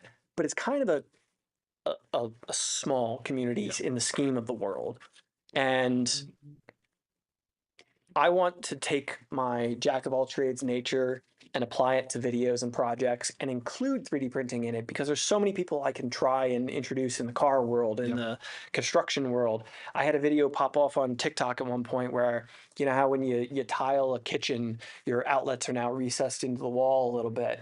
Well, we were doing a tattoo shop for my buddy back in Philadelphia that I built with him, and we ran into that problem. And I 3D printed spacer pieces to bring out bring it out so it would fit right. And I literally went to Micro Center the next day just to get filament. And while I was at Micro Center, somebody recognized me, and the dude said, "I'm an electrician. I just saw your video on TikTok." He's like, it opened my eyes to the concept that I could be making things in my van for customers on the job. Because everybody's like, you could buy those things for like 25 cents at the store. I'm like, yeah, then I have an hour round trip going to the store and back for a 25-cent thing that I could print in 5 cents worth of plastic at home. So that's what I did. well, then what happens? Well, when you get something that's a little bit not standard, or that like you need a different depth because the tile's not, I mean, Right. Yeah. Those things come in increments and you could stack them. But it just, and there's an argument about not UL listed and all of that. That's a whole different topic. But I opened that guy's idea, his mind to the concept of 3D printing. So like, I want to take more of that in and focus more on that and make more fun stuff and not be so limited by just building 3D printers or focusing on the tech or whatever. So as MandicReally started to go that direction, and my goal was to go that direction, I'm like, okay, well, soccer mom and her kids on a Saturday morning are watching me build some fun thing. And I use 3D printing, and that's kind of cool. Maybe our kids can get a 3D printer. And then the video after that, the next week, is Bamboo Lab came out with their new printer. Here are the in-depth specs of it. Let's take a look at the electronics. Let's do this. Well, that mom's gonna be like, why am I watching this? Yeah. I don't care. And so like I was worried I was going to start creating this cycle of like subscribe, unsubscribe, or like turning off an audience who might be interested by the next video, but they're like, I don't know what I'm going to get from this guy. So why would I feed that content that you think that that demographic's going to be into a channel where they're only getting notified that there's a new video that's more interesting to them? Exactly. So Mandic Labs started as a stream channel, and now it's morphing into the stream and the little bit more tech focused content. So like the stuff I used to do more like, hey, here's the specs of this part or whatever, is going to Mandic Labs now. Okay.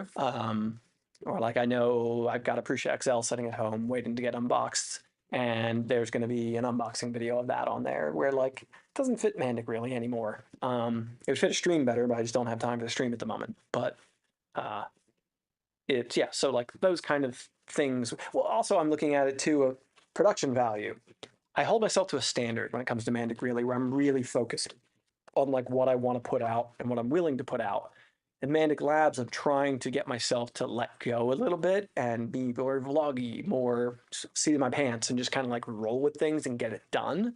Because I need to hone that skill a little bit more for the higher quality stuff. And if I can sharpen my teeth on something where I don't care quite as much, so I'm trying to give it its own thing too, its own like atmosphere, its own feel. So kind of using it for a couple of different ways.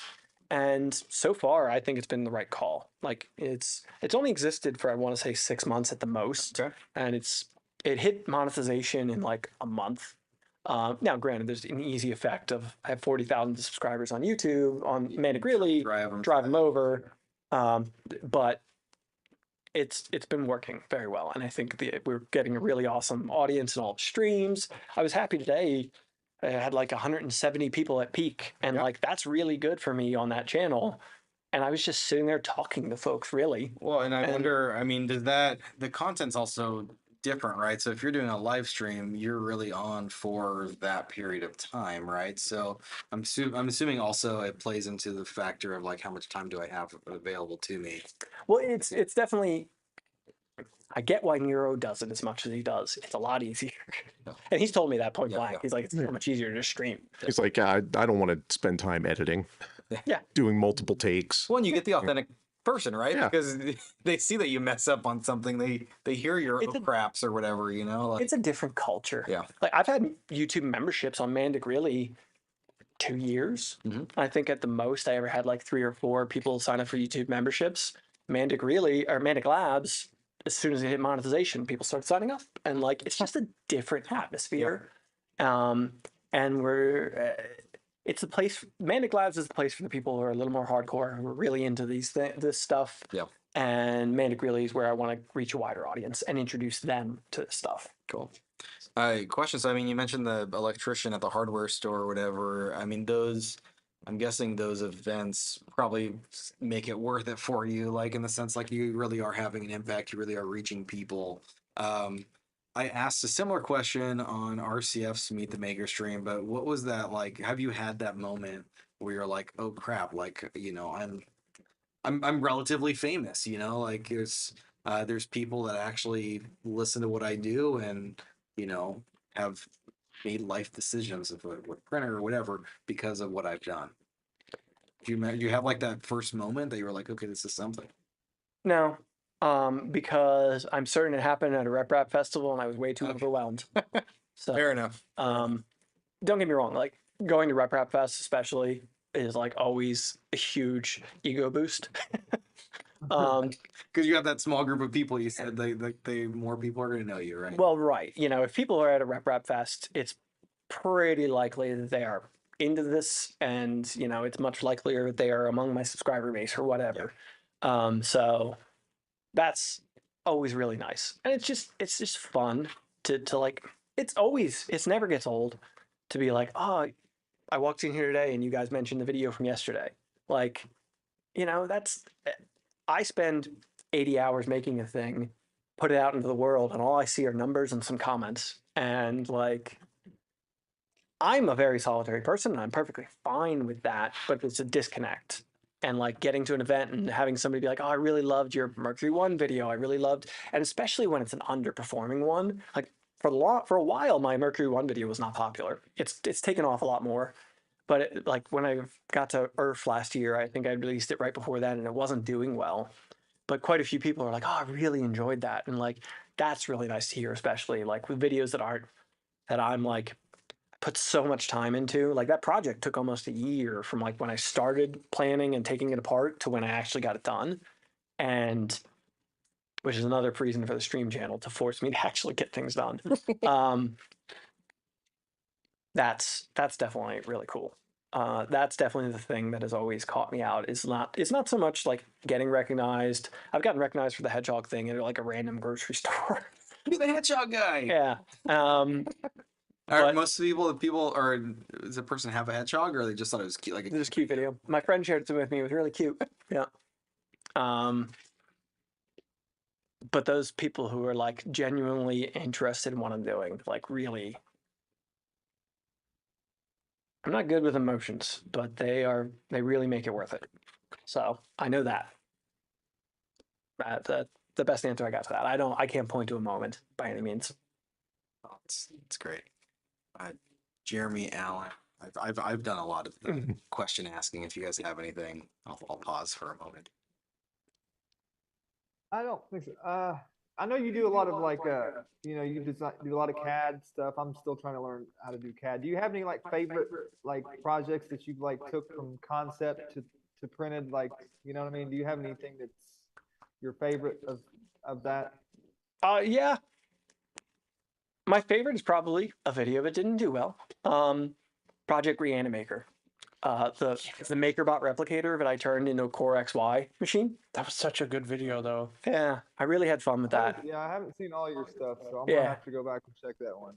Yeah, it that was I had that's like sometimes I hate that Fusion has version numbers. I want to say that's close to 200 version like files, saves, and whatever, and like I spent 6 months plus designing that. I started going one direction, then I was like, well, I built a V0, and I'm like, well, I can make this motion system work on this, and like went a whole different direction, and like I thanks to open source, I was able to get the CAD files for the MakerBot replicator, the old wooden box that I had, and I was able to make it into something totally different, an actually usable machine that collects dust, and I don't use it, but it could be.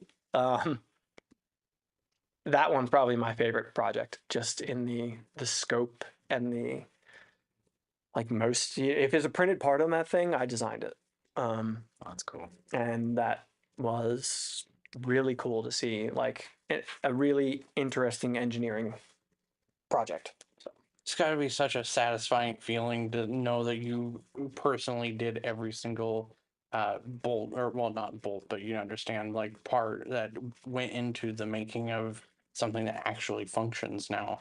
yeah, I mean, there's a lot to be said for that. Like I love building Vorons and whatever, but like, and I modify everything. I almost, it's rare, but I print files the way they come. I like open up everything in CAD and makes at least minor taste tweaks to my own taste. But yeah, like genuinely like blank slate starting from scratch, that was really satisfying. Yeah. And then I had fun making the video. Like I had a really, that was in an era where I was still like, I wanted to start every video with a skit. So I had like at least a 30-second to a 2-minute skit at the beginning of every video. And I think I was dressed up as a mad scientist in the beginning of that because it was kind of themed around Reanimator, the old movie. Yes. Yeah. And so, yeah, I had fun with that. Good book, too. And you ignore all the other stuff. Well, yes. But I love H.P. Lovecraft's stories, just not the man. Yeah. I am right there with you. Yeah. What's your favorite 3D printer that you worked on? My favorite personally, my favorite 3D printer is my Voron 2.4.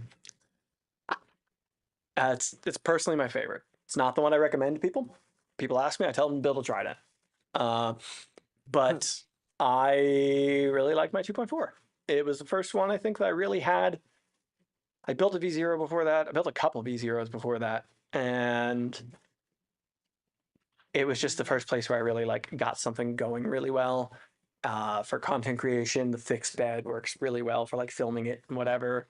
I love being able to watch the first layer, rather than not having to look at the top of the machine, and just whatever. I really like that machine. It's my favorite. It was also for a while. Camp. For a while, it was my most reliable.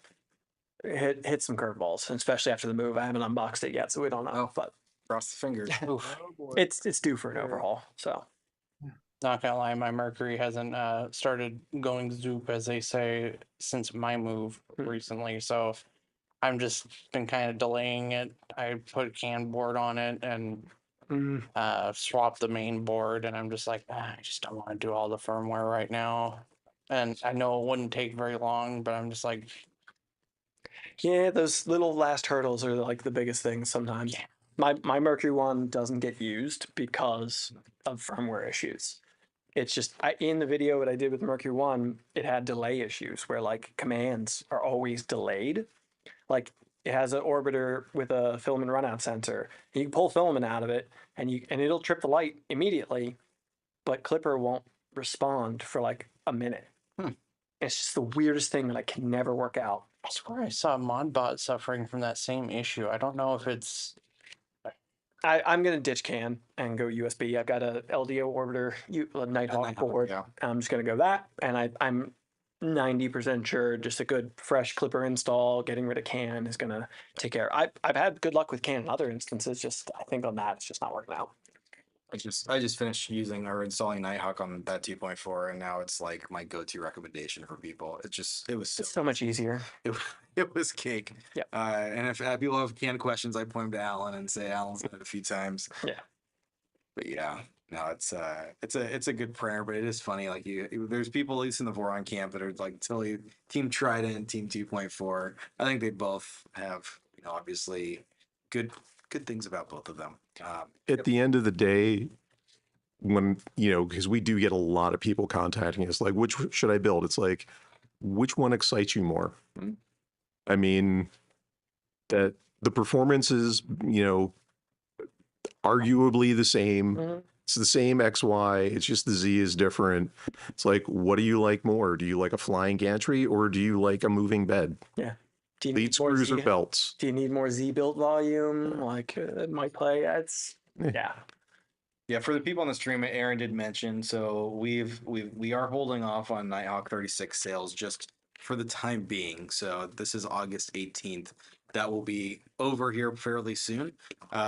So if you see this like in October, just forget any of that. But for people in chat, just as a heads up, they have asked that we just put a temporary pause on that. I'm using the Stealth Burner, the Nighthawk SB. Absolutely no problem. And I will say, if you have a 36, chances are you won't have a problem.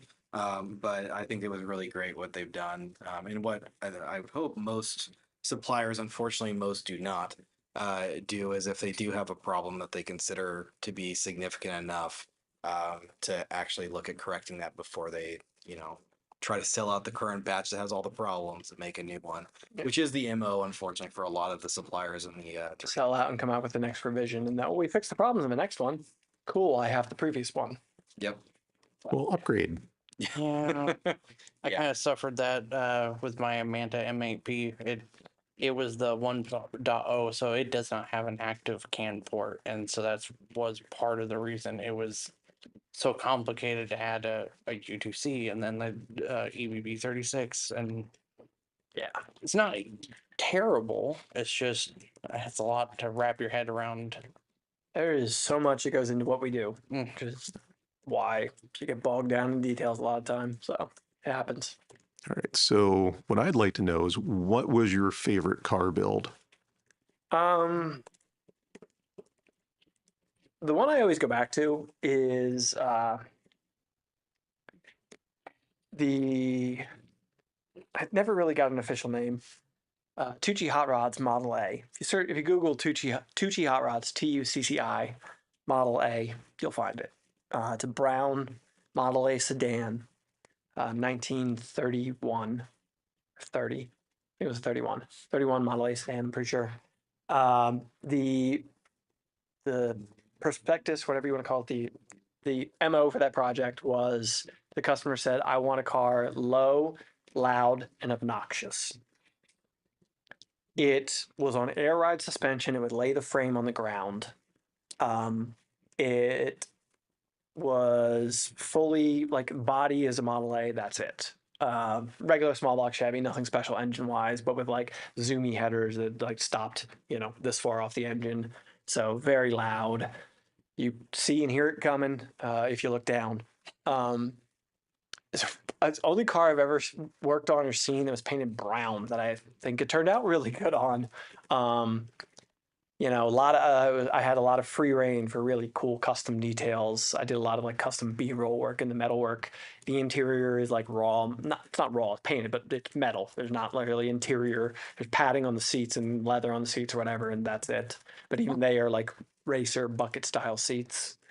That thing was so low, actually, and I think I suggested the idea, and then I was shocked we went for it, but we did. It was so low that the rear end sat up so high in the car. It was such a dumb detail that did not pay off in the end, except I just had fun with it. That when it was fully aired up, like all the way lifted up, the drive shaft was still like this high above the floor. So the drive shaft tunnel would have been like 2 feet tall or something. It would have been ridiculous. So we actually made a drive shaft tube. So when you're in the car, you can stick your hand underneath and like grab the person sitting next to you underneath the drive shaft because it's in a tube encased inside of the car. It's like a bell shape because it gets higher and lower at the back and whatever. And then with like the seats in place and it's sitting in the car shows and looking down into it, you have to point it out before anybody's like, oh yeah, look at that, that's weird.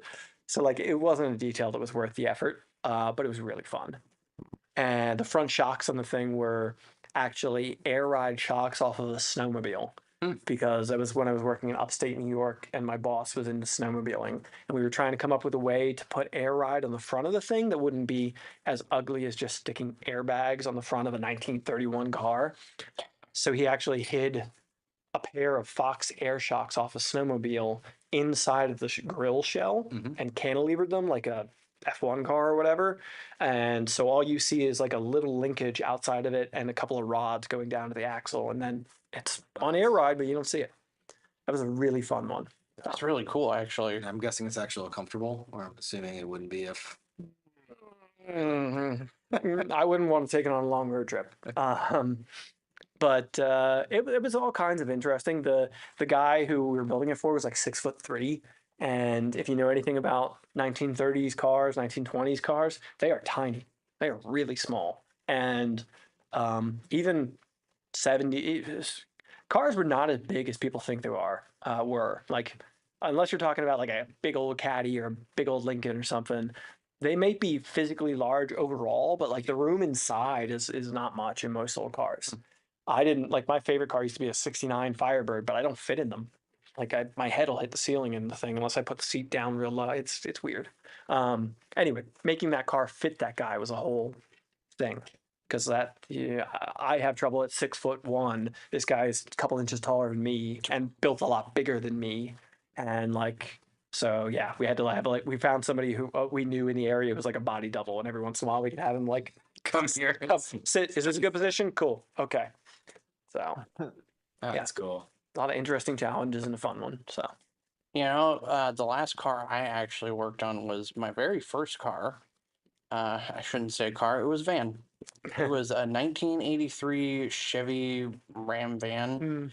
It was just like a minivan, but it had a V8 engine in it, and it had so much.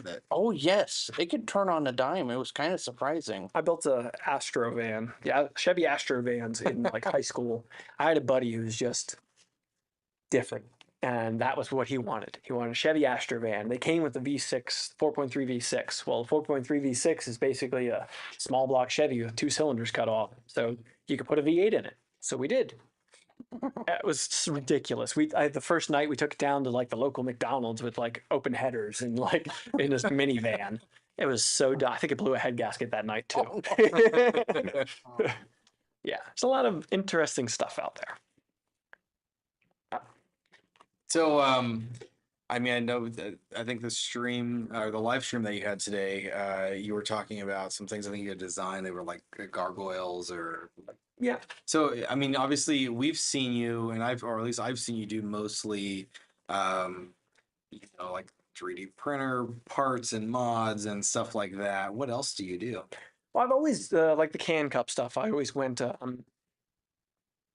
always had a tinge of functional to my stuff, and it's kind of new for me to branch out into like aesthetic and just like art kind of things. With the can cups, I was always doing like I've got a can grenade. It looks like a hand grenade, and I got one that's a shape of like a classic old school ghost or whatever. So like it's always been whimsy to some of the stuff. So one part of the business that I'm trying to grow and work on a little bit is printable files and more interesting and unique. Like that's a whole market in itself within our sphere of Plexi factories and MacGyver and on all these making really cool stuff. And I'm not there. I don't have time to learn and be there, but we're working on creating some new and interesting stuff. So yeah, I've got a new line of like the next one's coming out was I should have done it before I came here today, but I'll do it when I get home. Is release a little gargoyle. So like your classic gargoyle sits on the top of a building, but it's a printable gargoyle because I want to have some fun stuff for I want to do a video for Halloween of like printing our own Halloween decorations. Like I want a gargoyle in my garden. But I don't want to buy the like $20-$30 one from Amazon, so I'll spend $100 on filament and print one on the Prush XL. That's when you bust out Luban. Yeah, yeah, and eventually I'll definitely do that. I'd like to do a Sasquatch in our front yard or something, hiding in a Right. tree or something. It's cool. It is Oregon. It is exactly. So anyway, You'll get some people that you'll see on video, like the spotting, they'll think it's real. yeah, yeah. So yeah, trying to work on expanding that stuff a little bit, but definitely functional objects, printer parts has always been where I spend more of my time, I guess. But trying to expand that portion of the business, I used to, it's so hard to balance all of these things. Like I used to, when I did the Can Cup stuff a lot, it was mostly when I was making TikTok videos where it's a lot easier to produce a TikTok video. Still can take a couple hours for a single video, but it's not 40, 60, 80 or whatever. So I would have time to sit down and design stuff. I don't have as much time these days, and like it's so hard to like pick a lane. And like if I'm going to spend all my time making videos, I can't spend time making designs and like whatever. I'm trying to work all that out. So and provide more value to my patrons on Patreon and Thangs members and such. So Do you do other than FDM? Do you use any other type of 3D printing? I have a couple of resin machines, but no, I never like it. The process. It's the process. Yeah. It's the process. I hate cleaning. I hate curing. I hate all that process. And I hate the stink of it. It bothers me. It gives me headache. Yeah. The new studio, I'm dedicating a dirty space. Laser cutter, the Milo CNC. I'm going to put like a little benchtop spray booth set up and resin printers with ventilation. Yeah. Yes. Enclosed. So, get the stink out of here. I don't have to hear the noise of the laser cutter. I can keep a camera on it. So while I'm working, I can still see it. And we were talking about putting a bunch of those wham bam, like, little cloud fire extinguisher things in there and whatever, just in case. And so, yeah, I'd like to do more. And the gargoyle I'm releasing, I spent a while optimizing the design, going rev after rev, like, okay, it's a cool design, but like this is overhanging too much. I want it to be I always aim for my stuff to be as support free as possible. Yeah. And it's Those not had supports, the gargoyle. it's not support free because the chin jutting forward, it couldn't be. But beside that, it's support free. Okay. Which took a while to get done. But I'm releasing like a version that's not like there's a version where like the wings come down to like horn tip things that would be like literally a dot on the bed for an FDM But printer. it can still then build up from it where you don't have any support. Right. So I'm going to release that. So if folks want to resin print it, they can. I have like a Anycubic Photon Mono or Mono X. the M3 Max, the Okay, Max nice. one. Yeah. So Ruby really likes painting resin prints. Okay. She's an artist and she prefers to paint resin prints versus FDM. So I'm going to print up one of the gargoyles as big as I can in resin for her to That'd be cool. Actually, Kenji does a lot of resin printing and painting. Actually, gonna that's bring his in- biggest. Next time you're in here, he's gonna have a nice display. I think where Kenji, I hope it's nice. Display. He said he was painting this weekend. I mean, it's a totally different thing. I mean, the detail that you can get is fantastic. I mean, yes, the ability to do things like the painting and stuff like that, which is also easier. You do like gray and spray painting, you're good to go kind of deal. Yeah. But yeah, the process, I get you. That really is the biggest thing. Even for me, I used to have a couple resin printers, but it's like I had set up my own HVAC system and an enclosure, and I had PPE. I had See, you already everything. beyond what I want to do. Right. like it's I've had that. I remember being at Micro Center one time, and I overheard a couple. I hate unsolicited advice, but I heard a couple talking to a salesperson. They were bouncing back and forth between buying their first printer. Do we get a Ender 3 or do we get a resin printer? And they wanted to do minis and stuff. So it was like I understood where they were coming from. But I'm listening to a salesperson, and I'm like, I don't hear the important questions or the important topics. And he kind of went off to go look at something or whatever. And I just like, hey, did he mention that like this stuff's not safe? Yeah. Like, No, like, do you have a home where you can dedicate a room to this? They're like, oh, we have a 2 bedroom apartment and we were gonna put it in the other bedroom, but like we have cats and stuff. I'm like, definitely like, no. yeah, I was like, you can do it, but you need to be aware of it. These are chemicals Yep. that you're dealing with, and like you're going to be handling and whatever. And they didn't really have that conversation, and it was really. It only took like a couple sentences for Yeah. me to like, oh, they're gonna get a filament printer Yeah, now. bare minimum, if you don't have a garage that you can open up the garage door or something while you're doing it, it's Yeah. Like, I actually have a horror story from this. Is one of my friends had got really into doing resin printing and had started his own little shop. He had about 8 Elegoo Saturn S's or something like that. that's what I Um, and he moved to a new location that was better and he could have better ventilation. Well, he did the most classic blunder of, while I was in a hurry. Hmm. Did not drain the vats before moving all of his printers. Oh, just And carried them, hoping it didn't like literally, I'm not even kidding. That's exactly what he did. He just carried it with the lid on and just put it in his car. He got, I don't know how Oh. he even got this far, but he got 7 of them into his car before nothing happened. Last one, he stumbles a little bit, entire vat down his chest and onto his shorts and on his legs and stuff. Oh, Here's the second mess up he did. oh, he was outside, huh?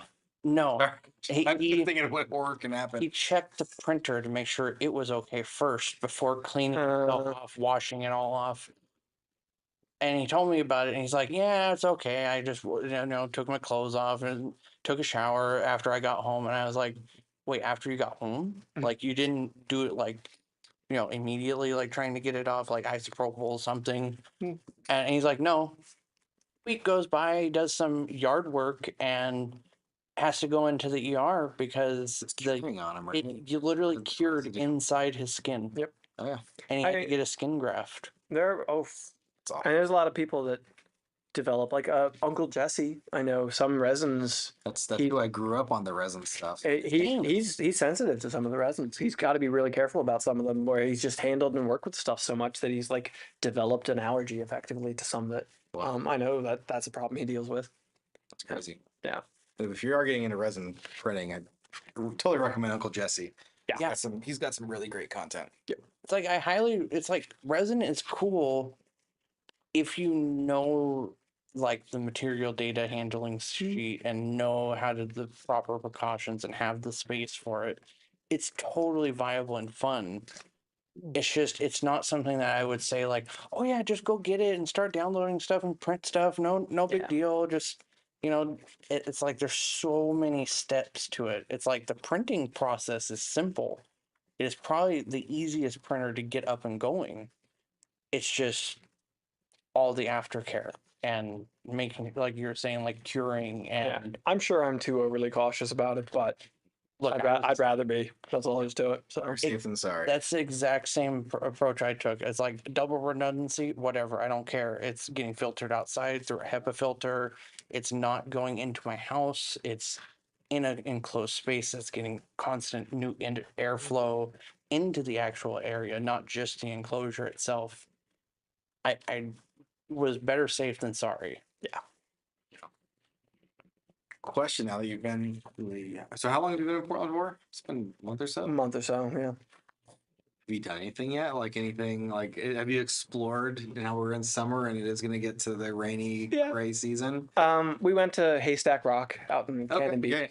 Last week or the week before. Took a day and went out there and laid on the beach and stared in through the fog at the Cthulhu of a rock sticking up there. That was a nice foggy day too. It was a really foggy day, so it was kind of disappointing, but also like expected, and also kind of cool. Like we were sitting on the beach because like our intern moved with us, and she lives with us, and she came with, and she's from Jersey, and where I grew up in Pennsylvania, Jersey's where you go to the beach. Yeah. And she was like, as we're walking onto the beach, she's like, if the beach looked like this, like fog 100 feet out off the water, she's like, I looked at her. I'm like, you'd be really concerned, wouldn't you? She's like, yeah. Like this is so weird, and everybody's just having a good time, and it was beautiful. Why, for like hurricane or something, or what? I think it just seems ominous when you never Oh, okay. experienced it. Yeah, You yeah. know. That's my Y- favorite East part of the Oregon. East Coast beaches and West Coast beaches are two totally different things. Yeah. So, Especially Totally the different. Northwest Beach. Yeah, it was so interesting. That's probably the most of what we done. My wife wants to go someplace up in Seattle, not Seattle, but up in Washington, some rainforest state park kind of thing. She wants to go see, so probably do that soon. So I highly recommend going to Astoria and checking out the Goonies house. yeah, that was kind of where we wanted to go, but I wanted to see Haystack Rock more so. Fair. So It's a great place. yeah, it's cool, and I mean, I think the one thing it'd be cool, go back to Haystack Rock, but do it like in December Mhm. or something, where there's just, I mean, you'll have that beach, which is a really wide and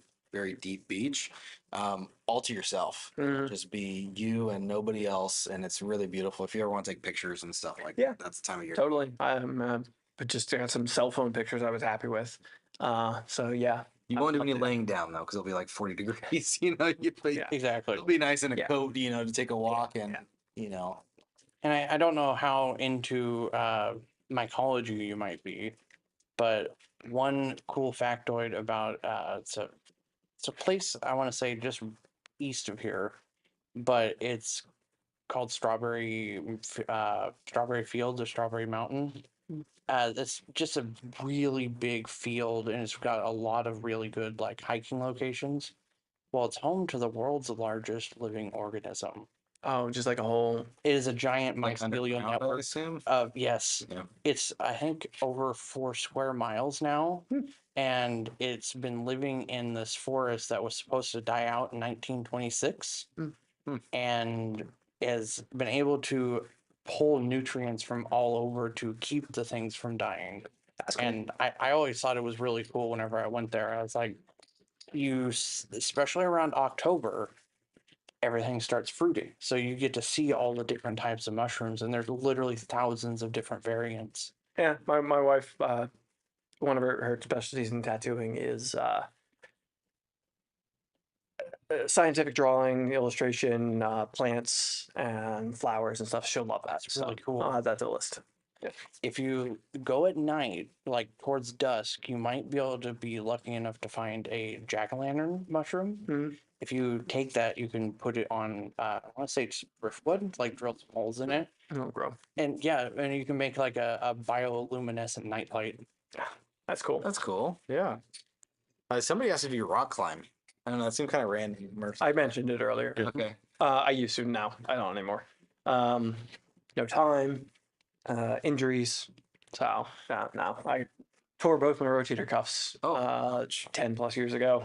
Rock climbing. I climbed hard. That was before I started making videos. That was probably the hobby that I had, and climbed really hard for a long time. And then I tore both my rotator cuffs. Had to take off for a while and went back to it, and still did it for a bit, but it just never the same. And my shoulders still hurt on a regular basis. So nah. ouch. Unfortunately, I love it, miss it, but it's no time in the day.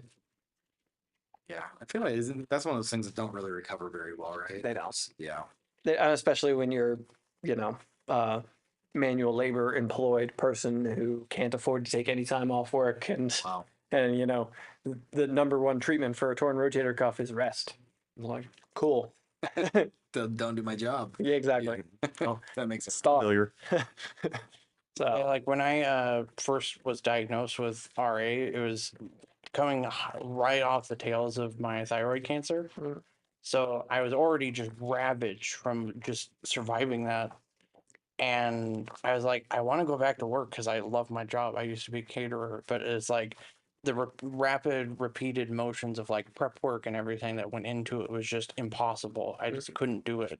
yeah, That's why you have 3D printers do all the motions. Exactly. I'm not gonna lie, without 3D printing, I probably would still be using a cane to get around. Like I had my dog to help me get out on walks, but I get that. Like my physical, aside from maybe a little bit of a gut now from being a little more sedentary, my physical nature, my body is definitely in a lot better it feels better than when I was turning a wrench every day or beating on hammer. I mean, when I was a fabricator, I would be hammer and dolly 1,000 times throughout a day, literally. And I've done it a few times, here and there since, and my elbows hurt, my wrists hurt, my shoulders hurt, and I'm like, oh right, that's how I felt every day, and I don't have to feel that way anymore. Still have plenty of RSI issues and whatever, but figure ways to work. But overall, it's a lot better. Yeah. So fiddling with little M3 bolts is a lot better than picking up a 100-pound axle and lugging it into a back of a car or whatever. I can attest to that. It's probably not quite the same, but picking up a half a cow was always the worst part for me. Yeah. Manual labor is awful hard on one. Yeah, my father did body work for decades, and just the nerves in his hands were shot because, just like you're talking about, like a lot of his work was the old school stuff where it's like, well, you've just got your dolly block, which is, if you're not familiar, it's a chunk of metal that's got a shape to it that you use to hammer things out. So you hold that on one side of a panel, and then you take your hammer, and then you're just hammering this piece of metal that you're holding in your hand. It's literally a hand anvil. Yeah. You're basically forming like you would go to an anvil with a piece of metal and you're hammering it, but instead of holding the piece of metal, you're holding the anvil and the hammer. And so all the shock is going in It's through going you. right into Yeah. Sounds awful. And because that's, building cars the way I did, I used the old school techniques. I wasn't body filler or whatever. We shaped things out. If there was a dent, we got that dent out as much as we could before filler went on and whatever. Yeah. So yeah, I was doing that every day, and it hit hard. And I work with a lot of guys who have been doing it for 40, 50 years, and I see their hands are like twice the size of mine, and it's from the damage in their hands, or their joints are hobbling around, smoking their 10th cigarette of the day, and I'm like, I don't want to do this forever. Yeah. I love it, I really do, but I can't physically do this forever. Yeah. That'll wear on you. I don't remember how many times we got the phone call that my dad was in the emergency room because he caught another piece of metal in his eye. Oof. Because he was working in the industry before, they had safety glasses, but there was nothing to go under the lens. So you're using an angle grinder or a die grinder, and the shard would come off and then hit your cheek and then rebound up. Yep. I got metal in my eye more often wearing safety glasses than not because of that exact reason. It would bounce off the glasses and back into my eye. Oh, Yes. I had my, it was always, I forget which one now, but it was always one eye that I had drilled. They call it drilling or whatever, but it drilled 3 times in 1 year because metal gets embedded in there and they have to get it out or else it'll rust in your eye and then you've got problems. Wow. So yeah. Somebody just did that. Hopefully you're all right, Troy. Yeah. I guess we're gonna go to trivia real quick. I did ask if anybody's got any sort of last minute dying, burning questions. We can do that. But before and while we give them time, are there any projects or anything like that are coming up that you're just really interested in? I mean, 3D printing related. I got to finish the ones that are on my plate. The door on Velta, I'm looking forward to building. Looking forward to that. It's mainly intended to be a showpiece for my new office. That's why I'm building it. And just because I think it's interesting. Building one. I was joking. I'm just gonna take some string and it's gonna hang from the ceiling as something because it's a meme printer. I mean, I don't expect it to print amazingly well. No. I know it's got space, so we've got vertical space. Yeah, I know it's got some issues and whatever. I had an FL Sun V400 that I actually really liked. I was one of the few people who had a good luck with it. So I kind of missed having a Delta. So yeah, I'm gonna build that. I really want to build a Salad Fork 180. I'm just waiting for somebody to come out with the Salad Fork 180 kit. Hey, we're working on it. Okay. Yeah. that's a interesting little segue because that's exactly what I want, and we're working on one. Yeah, we probably by the end of the year. Cool. We've learned we've got a Micron kit that is good. But I mean we've learned some things from that, and so doing that had Jason here, not to drop any hints because I don't know if that's actually going to happen, but had Jason here to see what we can do, also working more together on some of these things. So yeah, I mean, he's been taking on a lot of the Rook now, and he's taking on smaller project stuff. So yeah, it'd be interesting. Yeah, I mean, I think every other one I've discussed, those are the ones that have jumped out to me as of late that I want to mess with. You know what would be really fun with your door on is it's got these corner connections for it. What if you adapted that gargoyle to sit up right up on top of it just to Yeah, it wouldn't fit the. I would never pass the wife approval factor. She's taken the helm on designing my office, and so wouldn't happen. The goal is a very clean aesthetic, and that would not fit her vision. So the door on I'm building's very 90s Taco Bell vibe. yeah, mine's gonna be like a oil slicky blacky. The cookie cad. I wanted to use your burnt titanium for the black. Love that. Yeah, it's a great color. I wanted to do that, and then gold for the accent. Look good. But she didn't. That didn't pass the approval factor. Cookie Cat Dark Magic ABS. Looking it up right now. Yeah, is what's going to be the black. I'm using our Midnight Meteorite and the Quadrateel. Oh yeah, no, this is It's very. I would say it's similar. yeah, it's similar. It's a little darker, I think, and the glitter. So, I don't know. I think she just really Yeah, I like color. No, it's it's beautiful. Yeah. And the office is meant to be like a midnight blue color theme. So, yeah. That's awesome. I think those are the ones that stay. I'm sure I've got other ones that are on the back burner thoughts. I know I've got multiple builds in process, one or two that I need to start, but those are the big ones right now. Sweet. Let's see. Well, I have to figure out what the heck we're giving away. I did not think about that. Have you actually seen the Midnight Meteorite? No, not yet. I think it's right over there, isn't I it? think. it's this, It's that darker purple over there that's glittery. this guy, Zombie Hedgehog, actually did that one. Oh yeah, okay. I saw him posting this. Love the color, and she would love that. Not for that project, but Yeah, yeah. I'm using that one and the newest Quadrateel up there. That's like more of a vibrant teal. I guess it's And- way fuller. Yeah. Filament. The filament's always easy. Everyone needs filament. Mm-hmm. So we can do that. And good question for other things. We just got some Nevermore filters in that are all complete. Maybe someone get another more filter. Oh yeah, wasn't We always do the signed belt tension meter. So we can do a signed belt tension meter. this is actually in that burnt titanium. hmm So let's do that. That's 3. I'll think of something else. So how many trivia questions? Because we warned you in advance that Yeah. from trivia. I had 2 offhand. 2, okay.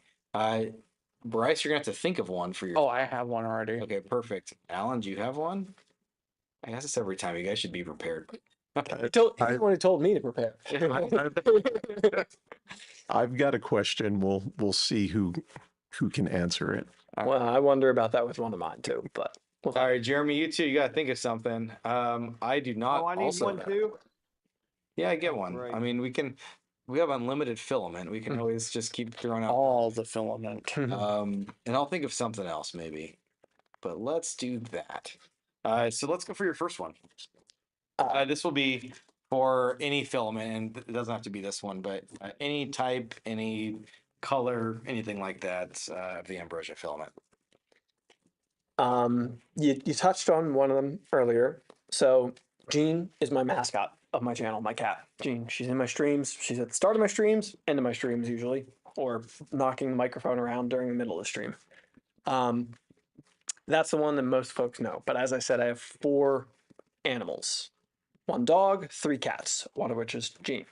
Name any one of the other 3. I've definitely had every one of them in videos and name dropped them in videos. And Domino, Jekyll, Jean, Zelda. Donald's got it. Domino. He got That's Donald. all of them. Domino. So Donald Slayer. I think I'm on live chat. So this is the one. I have mine in all We're chat. good. So Donald Sayers got it and got all of them. He got all of them. Yep. I had the pleasure of meeting Domino. What 2 weeks ago? Was it 2 weeks ago now? Something like that. We're on. About 2 weeks ago, we had a Voron meetup in Washington. Yeah, Domino's a very sweet dog. Yeah. Good job, Donald. Got all of them. So yeah, I Donald. wasn't sure if anybody would get even one, but that depends how long they've watched. Or like I mentioned a lot more on TikTok or whatever. Mike, yeah, I guess Mike quite a few too, it people looks get like, them. yeah. So Sweet. Dog. Dog. That's almost a cat. Maybe when you're mad. See, I almost actually went to that Boron meetup. I just missed it by a hair. Yeah. It's a drive. Yeah, I mean, I think I don't we'll miss have to get it. We'll have to. It was nice. I mean, definitely nice to meet some people and see some people in the area. I'm sure we'll do it again and find different places and stuff like It was nice and low key. that. It was very low key. Yeah. I appreciated that. Yeah, because, a lot of that planning, most of it really was Taco. Mhm. And he's one of the people that's kind of behind, well, he's also helping organize the Vice event Yeah. in Reno. And, it seems like there's a lot of people on the team that are trying to prioritize some more like actual like community hangout things, outside of the Rep Rap festivals. Because that for us that, go there doing booths or doing content, it's work. Right. You don't have enough time to like hang out. I mean, I've definitely walked. That's been one of my complaints about like Rep Rap Fest in general is like, I don't get me wrong. I love them, especially for my work. They're great and whatever. But like sometimes like it feels too much like a trade show and not enough like a like a community event or whatever sometimes. So, so yeah, I can see that. Yes. That- I get the hot sauce. Got other things. All right. So, yeah, sweet. So, Donald, you got just send a message to info West 3D. If you're on our Discord, you can send one of us a message. Let us know and we'll get that to you. I think you're Back. Oh, yeah. And then I will say if there's any international, we will still ship things internationally. If not, we can always give you a gift card or for some reason there's a hot sauce. I'm afraid of shipping anything food related internationally. So if you win that, then I'll give you a gift card. So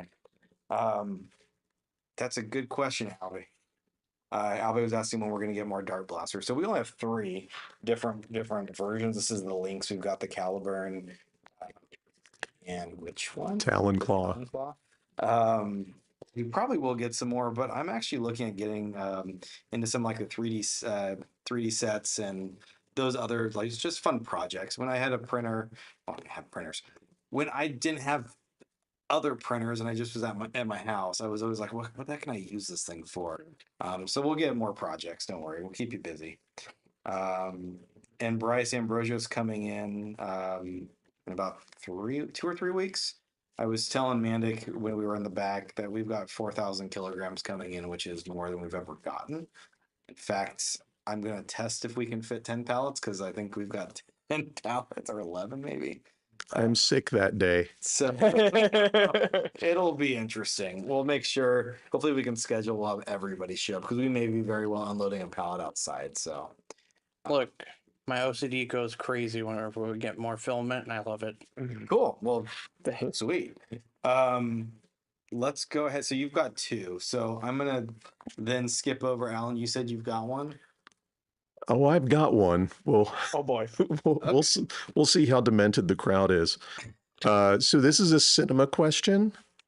Oh, sorry. And this, well, let's do the 3D pen. To be honest, we like hardly ever sell these, so I would love to just give one away to somebody. In fact, if we ever do giveaways, good chance 3D printing pens coming. They are really cool. I can tell you I have 0 artistic talent, which is also why 3D printing is great.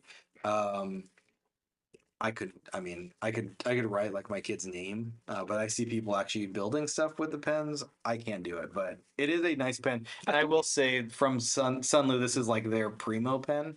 So it's supposed to be a good one.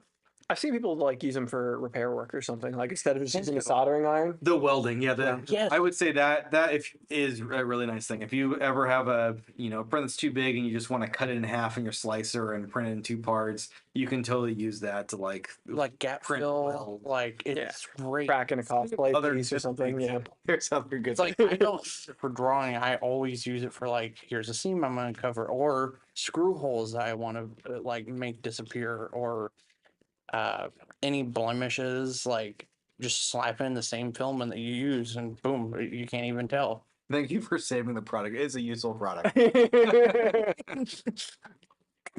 So go ahead. Oh, that's our Roomba. Always. Oh, I you was know about to what? say. It's 6:15.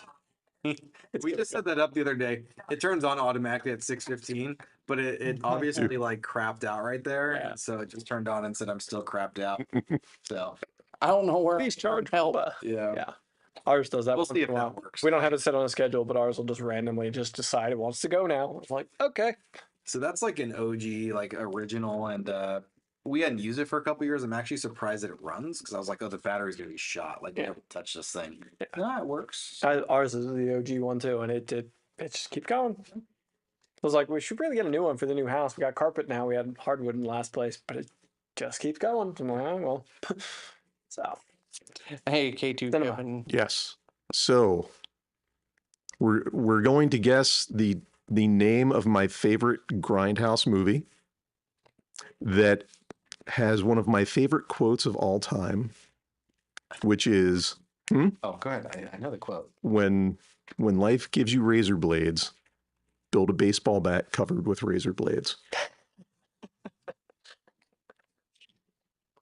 Planet Terror, Nope, I think I know which one this is, but I don't want to give it away. Roadhouse. it was not Roadhouse, although that would be fantastic. I think it's Death Proof. Yeah. But Toy Story, Ace Ventura, Pet. cinema. I think we're moving on. that's a grindhouse. Yes, definitely. Hobo with a shotgun. Nick got it. Yeah. I didn't know that was a grindhouse movie. Well, see that, Grindhouse is a type of cinema. Oh, well, okay. and that was also a clue because, fun fact. So in the movie Grindhouse, there were fake trailers for 2 movies, which were then made, which was Hobo with a Shotgun and Machete. Yes. Oh, I've seen, yeah. I Yeah. know Machete. I haven't seen Hobo with a Shotgun. Oh, it's really good actually. It's not on the. I can already tell you it's not something I'll watch with my wife. She's just not going to be into it. No. But I'd watch. So, fun story. I actually went and saw it in the theater with With Carrie. my wife, who I think we went because it was out around my birthday, and she was like, "Yeah, whatever, fine." And it was like a 10 p.m. showing, and there was actually a guy there with like a young teen kid, and we were immediately like, "You know what this is? This is the divorced dad who's like." Let's go see a movie your mother will never let you go to. Be the cool one. And it was so not appropriate for someone of that age, but yeah. Okay. Hobo with a Shotgun. But yeah, it's a favorite. And it's Rutger Hauer. So, yeah. All right. So Looks like Nick got my short-term memory, Nick, send us an email. Again, if you're on Discord, just shoot us a. Nick. You can either set up a ticket in our Discord or just message one of us. Let us know that you win, and we will send you a wonderful SL 300 Plus. The next thing I grabbed was a dart blaster, and you will win whichever one we have the most in stock of. I don't know which one that is, but they're all. I mean, again, they're all cool ones. that could We be a built tribute question. all of them or have all of them, so I can say that they're all good. I did take out the little pin that holds the barrel together on this one, so it's coming out. So I won't tip it over or try to shoot anything. Daniel, what was What's the first prize that we gave away? A roll of filament. So any ambrosia filament.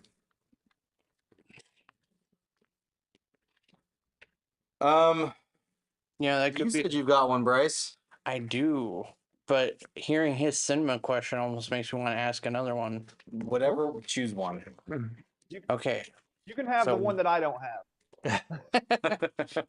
what movie from 1980s would you possibly know inspired the game Among Us? And it's Ooh. also coincidentally, I guess this might be a hint. I don't want to say it, but it's based off of a H.P. Lovecraft movie or book. I'm very curious about this now because I don't know the answer. I know but it. this is, They got it. The Thing. Yes, Is that it? So Albe, Okay. yes, Albie. you already have all these dart blasters, don't you? Of course, Albie. He doesn't need any more dart blasters. Well, we'll figure something out for you. Send us a message, we Albie. yeah, Remind we'll figure us. something out. Yeah, I We'll don't get want to you give you something something you already have. Mhm. Well, he's giving it to the next person. So, Mike G, you were a couple seconds after. You get a dart blaster.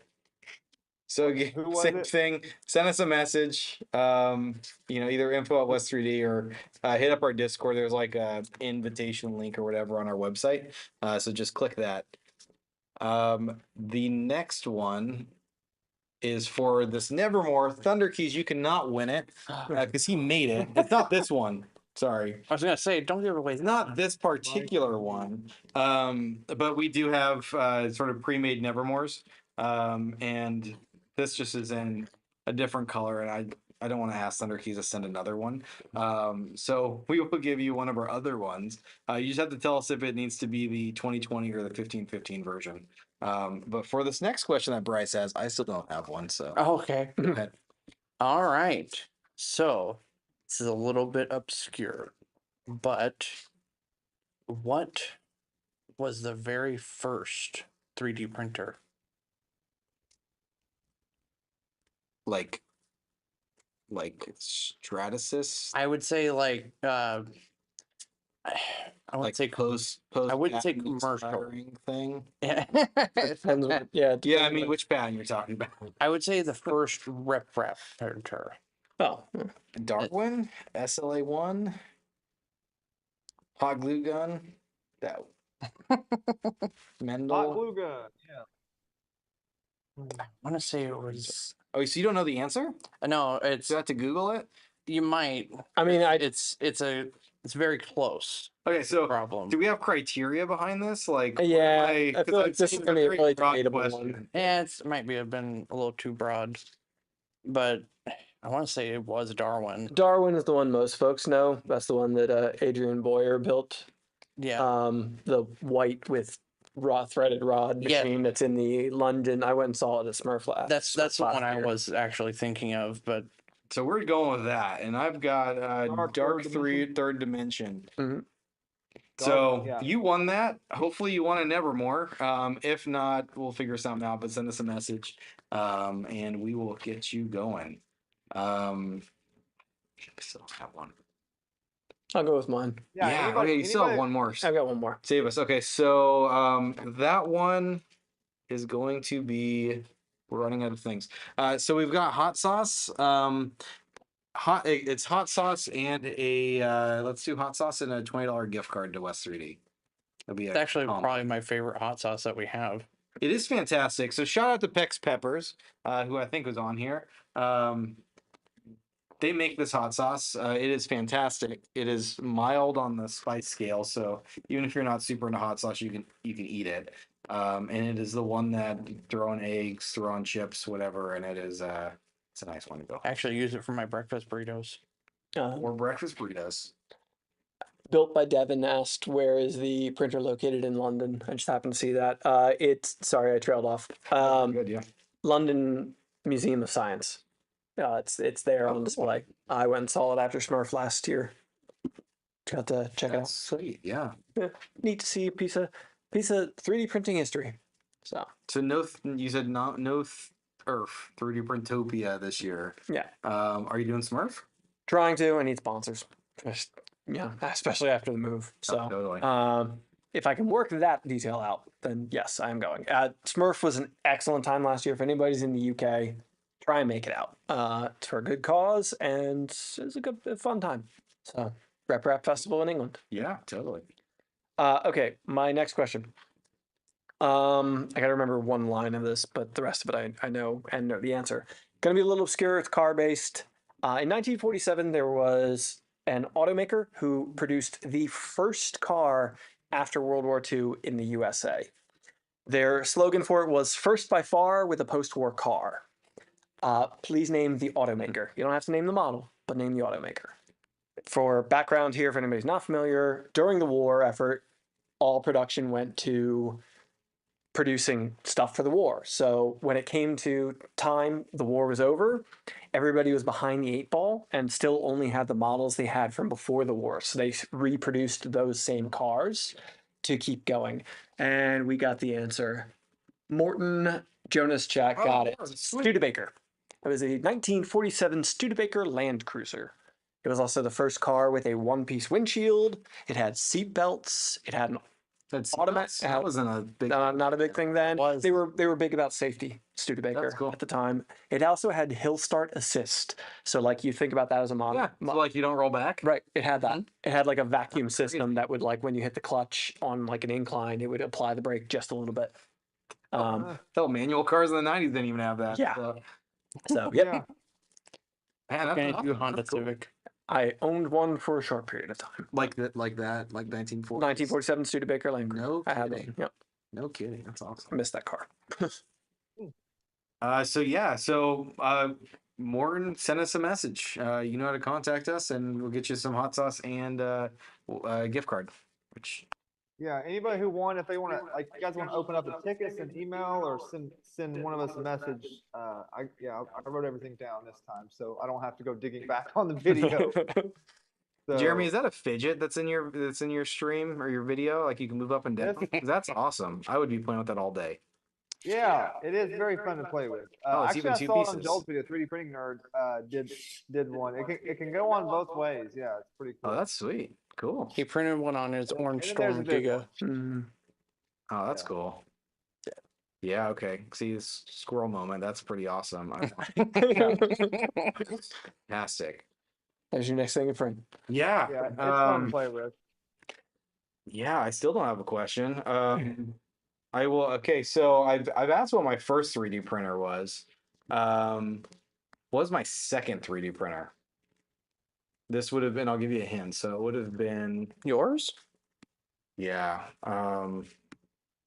Make sure I remember what my second was. And I win. It would have been in 2020. Did I keep it really? Yeah, I mean, yeah, I think so. Wow. Man, I had a Da Vinci for that long without doing anything. Wow. My first one was a Da Vinci in 2015, I think. So I went 5 years, 4 or 5 years. MK3. No, that was my third actually. Aaron's trying to. Kind of when I got Over tired of here. fiddling with this one. Ender 3 V0. No. Keep just throwing Maker out. Gear. Keep throwing out things that were kind of popular. Someone will land on it. I think I know what it is. It's not a printer that would burn your house down. Okay. Yeah, I see that some of you already said an NNA8. So I'll give you a hint because we had a group of people. I mean, I think a lot of people had these. What do they call them? These maker. It's during the pandemic, right? So everyone's printing off the face masks and stuff like that, and so you'd print those off and send them to like your local hub and all that stuff. So it was a printer that was a little bit bigger volume that I could do to print off more masks because honestly, those Da Vinci things had like a 5x6 or something like that. I mean, it was really small, 5x5 build surface, so you couldn't actually fit anything that you could print on them. Your saber's nothing. So that was it. Hey, Morton, you won again. So it was Ender 5. I think it was I think it was Ender 5 Plus. And it's sad that I'm not 100% sure on that. But it was a bigger. I mean, it was a 280 or 300 or something like that. So it was big. If it's an Ender 5 Plus, it's 377 by 370. Yeah, so it's probably the 5 then. Ender 5 Pro. That's what it was. Okay. So, hey, Morton, you won, and I don't think we said what you won. You didn't say We anything. didn't. We say- didn't. We just rolled right into it. So, Not more. it's getting late, and I'm getting hungry. So. I feel you. Morton, tell me if there's something that you want that's at our store that you just haven't gotten. That's not like a kit, and we'll make that happen. All right. Trident. I say, who doesn't want an LDO kit? Or you know what? One of these days, I'm just gonna. We've got like a junk drawer. I mean, not really a junk drawer. It's not the warehouse junk. What's in the box? We do have warehouse junk. That's what we should be giving away.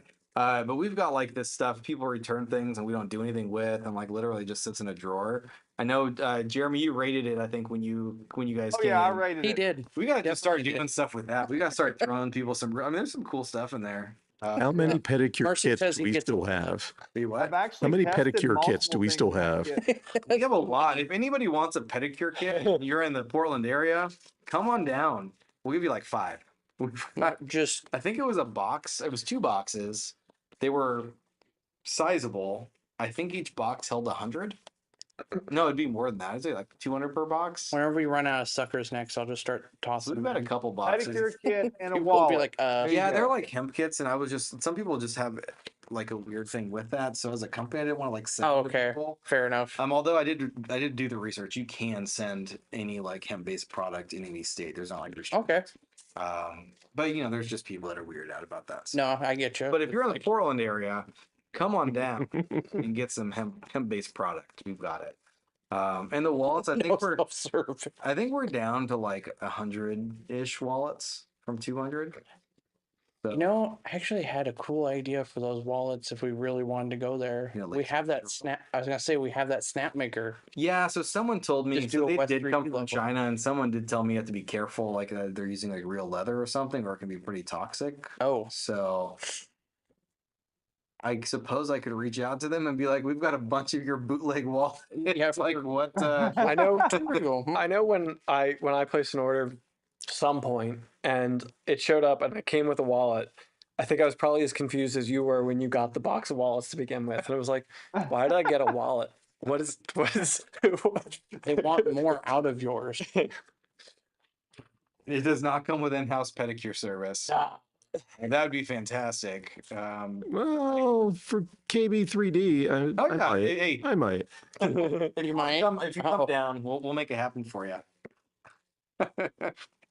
Sorry. It's like I know we want to turn this place kind of into like a little bit of a lounge over there. Like, Yeah, just like a little, like those little pools that you can put your feet into. Mhm, there we go. pull You up. get the fish that nibble on the feet. Yeah, yeah, On my way. fantastic. Crazy. Yeah, yeah, we got to figure out. That's a project coming up soon. Is what we're gonna do with this space. You can't tell from here, but there's like a pretty steep like decline that happens at one of these points. It goes down. There's a decent grade, so we can't put shelves there, but we can put chairs. Figure out something. we have a little mini bowling alley. That always goes to the I left. like boche. Yeah. Yeah. Be kind of cool. Okay. Okay. Squirrel. Yeah, squirrel moment. Yeah. We've got pedicure service. No kits. Yeah, sorry. So Morton, just let us know. By the way, I'm using some of your files on my 2.4. I was telling Alan I like the BTT screen mount stuff you did. I've got. So thank you for doing that too. And I hope to see you at another event. That was awesome.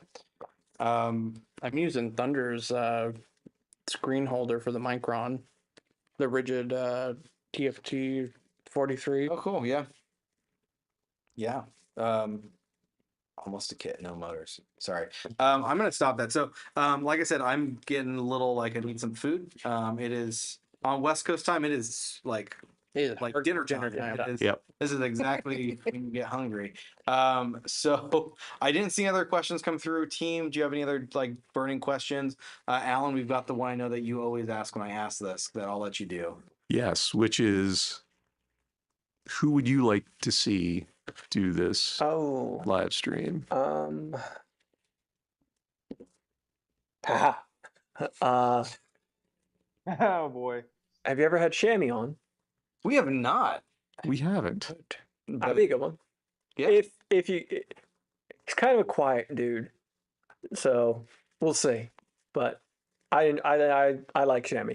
So Shammy's a great guy to talk to. We my story of travels. So I had a little bit of hiccups getting to Remurf this year. So I drove from here to Remurf.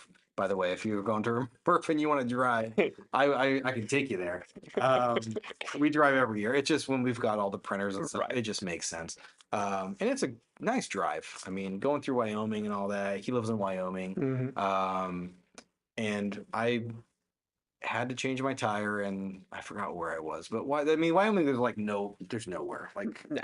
I forgot what city I was in, but it wasn't like I ended up getting stuff done. But I had to throw on a spare. Unfortunately, it was like a full size, real tire spare, so I was able to make it.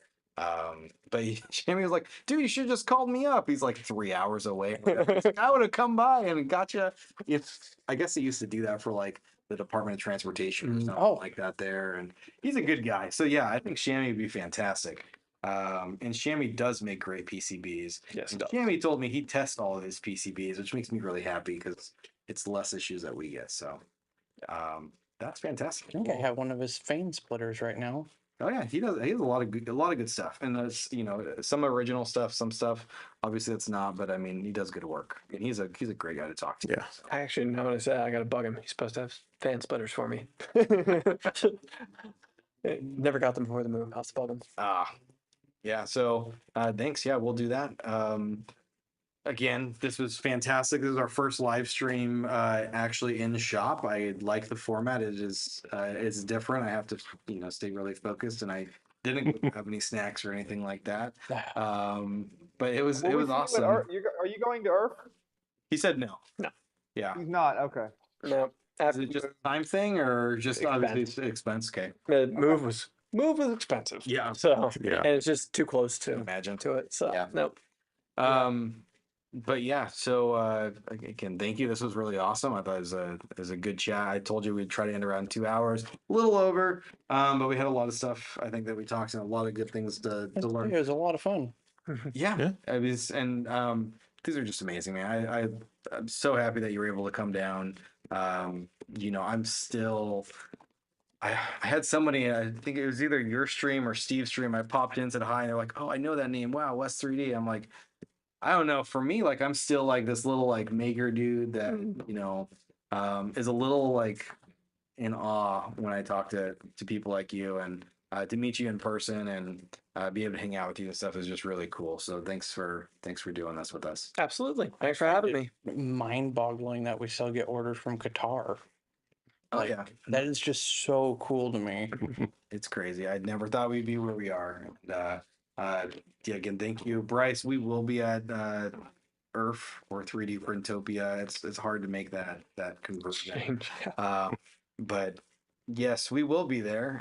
We've actually got a 20 by 20 space this year. We're one of those we're a platinum sponsor, and I have no idea how we're gonna fill 20 by 20. So Community. it'll be interesting. Yeah, actually, I mean, I think we've got 12 people total, and only 5 of them are us, or 6 of them are us. So we do live off the community, and especially when we can't take all of our stuff down there. Yeah. We will bring the Tri-Zero and with some of the smaller ones that we can get in, some oversized luggage. Hopefully my Micron will be done and we'll be going. Yeah. So yeah, no, we will be there. Hopefully you're going to be there too. We'll see ya. And yeah, thanks again for stopping by. Check out the next Meet the Maker, which will be sometime somewhat soon. And aren't we Yes. doing something at the state fair? Yes, if you're in the Portland area, we are actually now probably going to be leading that effort. Okay. The state fair, which is at the end of August, is the last weekend of August, I believe. We will have a booth with the 3D or PDX 3D Print Lab, which is a local sort of maker user It's like group. a makerspace. It's a user group. Oh, okay. So we'll be doing that. And then September 14th and 15th, you can check us out at OMSI, which is actually the maker fair, like the Oregon Maker Fair. It's gonna be Also, that'll be cool. That'll be cool. It's going to be less big than last year because we're doing it. The sponsors, it's a time thing, right? I mean, everybody that does these things never have time to do it. It's all volunteer. So you got jobs that come in the way and all that. I totally get it. So we will do something. But yeah, check us out there. And then next is going to be 3D Printopia.